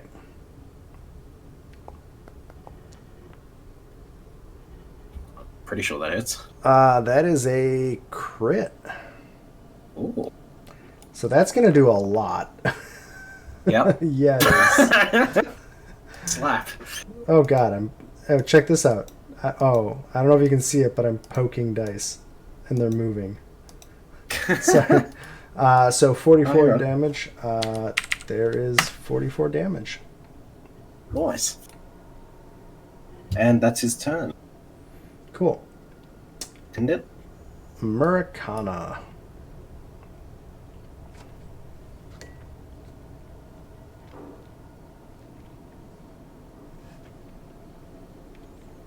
Maracana.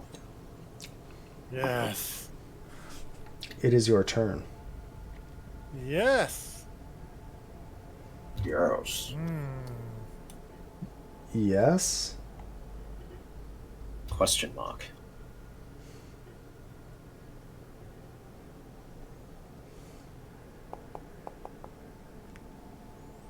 That'll hit. Dead. Let's see, 23. Nope. What? No. These guys are tanky, man. 24 will hit. That'll be dead. Alright. And I need to put. God dang it, I forget to do it every frickin' time we do this. What? I need to put a heavy crossbow on here. Well, you won't be able to use the heavy crossbow this turn.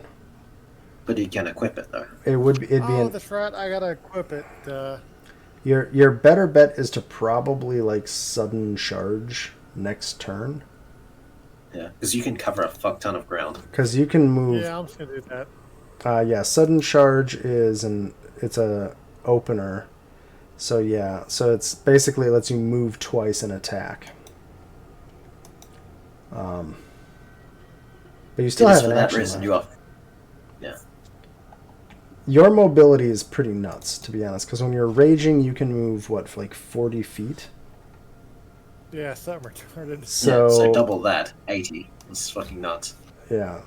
Actually, I think I can go 60 because it's double, isn't it? Well, no, so you can move 40 feet base. So if you sudden charge, you can move 80 feet, yeah. Oh, yeah, so. But, like, right now, with your last action, you could get right next to Keshma. If you wanted to move. Oh, wait.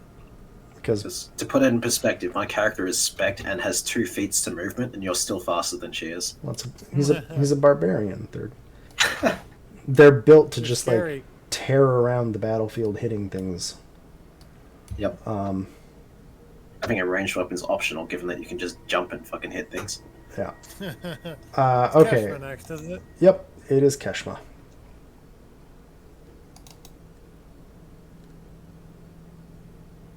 Oh, she does have. Bone pounding time. She also has reach, just so you know. She has reach of 10 feet. Yeah, on Oh, account that of was being a good to giant. know. 20, no. that'll still hit. For 22 plus 7, boom. That one's done. Made the mistake of being in front of her. that's Well, crit. slow down. Yeah, slow down, killer. So 41 plus 7 is 48. Whoa. Don't know if it took that much, but Yeah. Yeah, good try. 20 will not hit. Yeah, Keshma can basically like cover a quarter of this room from where she's standing. She Yeah. she could clock Nithla Gale and that Tangle Bones from where she is. But I think that's 3 attacks. sure is. Nithla's turn. I think they're mostly down to. She's down to cantrips mostly. Best time to turn on. No. Huh? I said best time to turn on them, but yeah, no. Well, there's a reason I don't let you guys control these characters. Because I don't want you learned to. your lesson from Watson. No, I just From don't. Sadala. I don't want you to know all of their abilities. Yeah, that's also fair. So she'll move here, so she has line of sight, and she will cone a ray of frost to the south.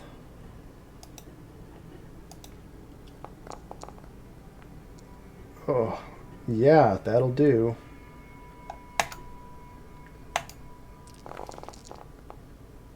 Uh, 23. Do spells do crit damage? If they specify as such. That's right. They would specify if they crit. Okay, cool. Yeah, like debilitating dichotomy does, but Moonbeam doesn't. Yeah. Sorry, I'm just trying to remember how it worked. Oh, God. Typing the wrong thing in the wrong window because I don't know how to live. Okay, so she zaps that guy. He's not quite dead, but he's all these two Tangle Bones down in the middle of the room don't look great. That's Nithla's turn. It is Spear Chucker's turn, and Spear Chucker can't see anything, so it's going to attack the wall again. And I'm not going to roll it, but you see where that red X is. That wall is starting to crack. It's starting to get hurt. Dodgy, it is your turn. So that that's shooting stuff at the wall. Like how it's a shield thing, wasn't it? It's coming from the shield on the wall, so that copper-colored thing. How big is the shield? Like, is it big enough that I couldn't move it? Oh, okay. Yes. Like, Murakana would have a tough time moving it. Yeah, so probably not the one who's the enfeebled, like, tiefling. I don't know. Do I have anything that could help with that? Not really. What's that do? That stops spells. That doesn't. Nope. Okay.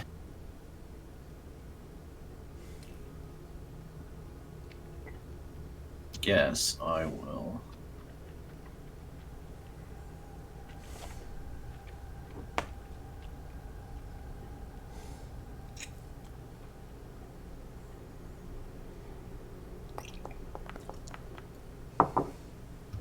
Ah, jeez. What are you attacking? The Tangle Bones. I That'll don't know if you can hit. see where my cursor is. Oh, it actually it's. I can't see your cursor, but Oh, sorry. It's the one closest to Nithla. I would okay. say. Yeah, roll damage. Deleted. Hey.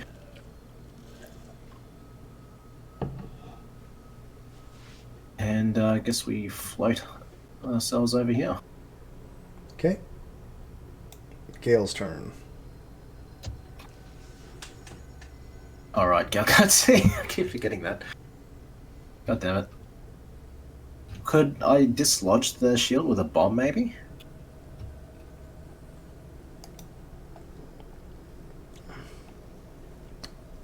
One second.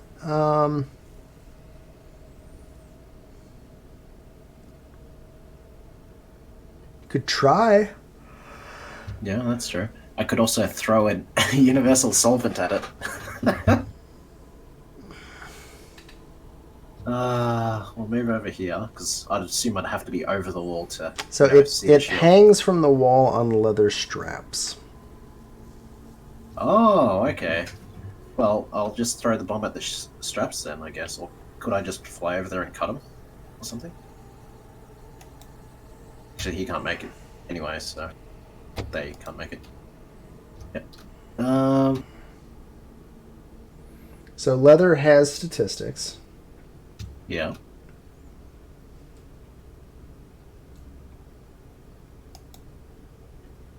There's no follow up. I have material Oh, statistics. right. Sorry. Sorry. Yeah, I was just. You're right. I have a tab in my ongoing Pathfinder Excel sheet of materials, so I can quickly figure out if you guys do something to a material, what are its properties. Fair enough. Okay, well, we'll chuck a fire thing at it. So make a flat 5 DC.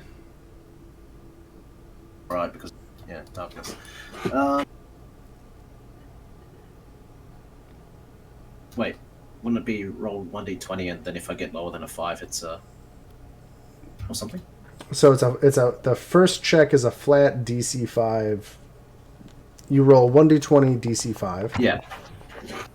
So you passed. So then you get to make the attack.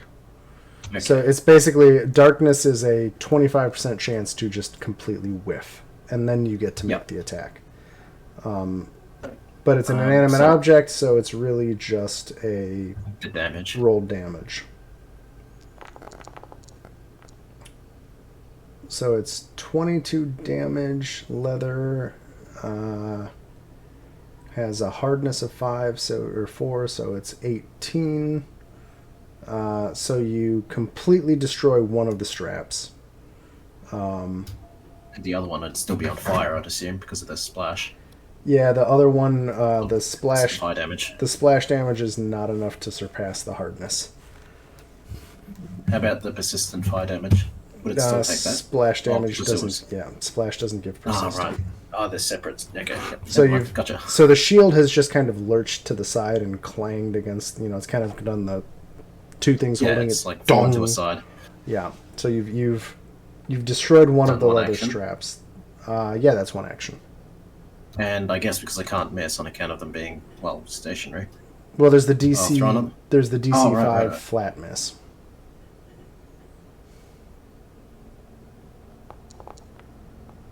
Hey! So roll damage on the other strap. 28, that'll do it. So it clangs to the floor. Or at least Gale hears the shield clang. And they assume it has fallen to the floor. So that's what? Move, act. Yeah, that's all actions. Yep. Should be Okay. done. Murakana. Yeah.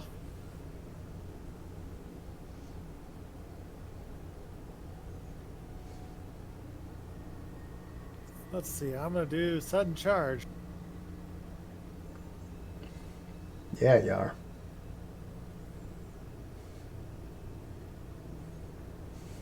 I love how they specify that you can use it with any movement speed you have. Like burrowing. That's fucking ridiculous. I just love how they. Can I go, Go can ahead. I go through the ice wall? No. There's still enemies around though, so. don't know why you would. Also, no, you can't just run through an ice wall. Oh, that kind of negativity. The ice walls are surprisingly strong, or maybe not. They're a pretty high level spell. Yeah. So I just blow past Nithla like a missile. Screaming all the way. All we hear is thump, thump, thump, thump, thump, swing. That'll hit. Critical, baby. It's not a crit, but it will do. Oh, Well, I need to re-roll that. That was a crit roll.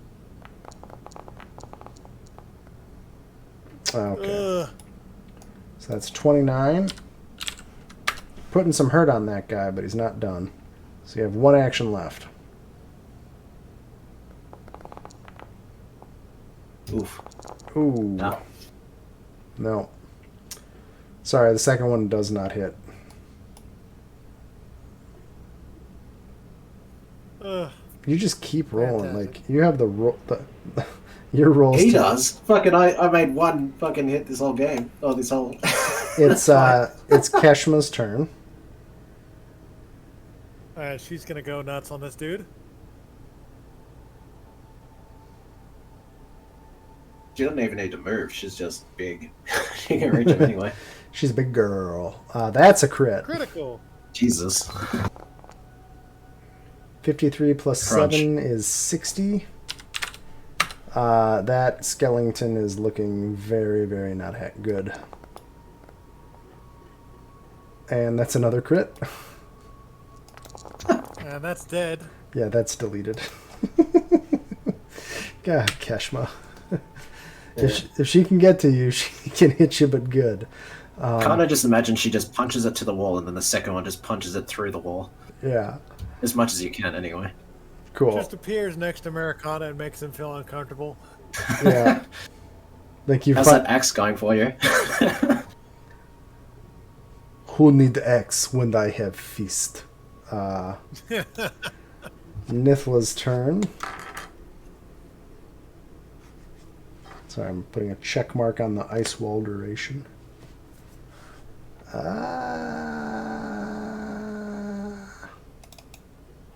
Does she actually have inventory? What?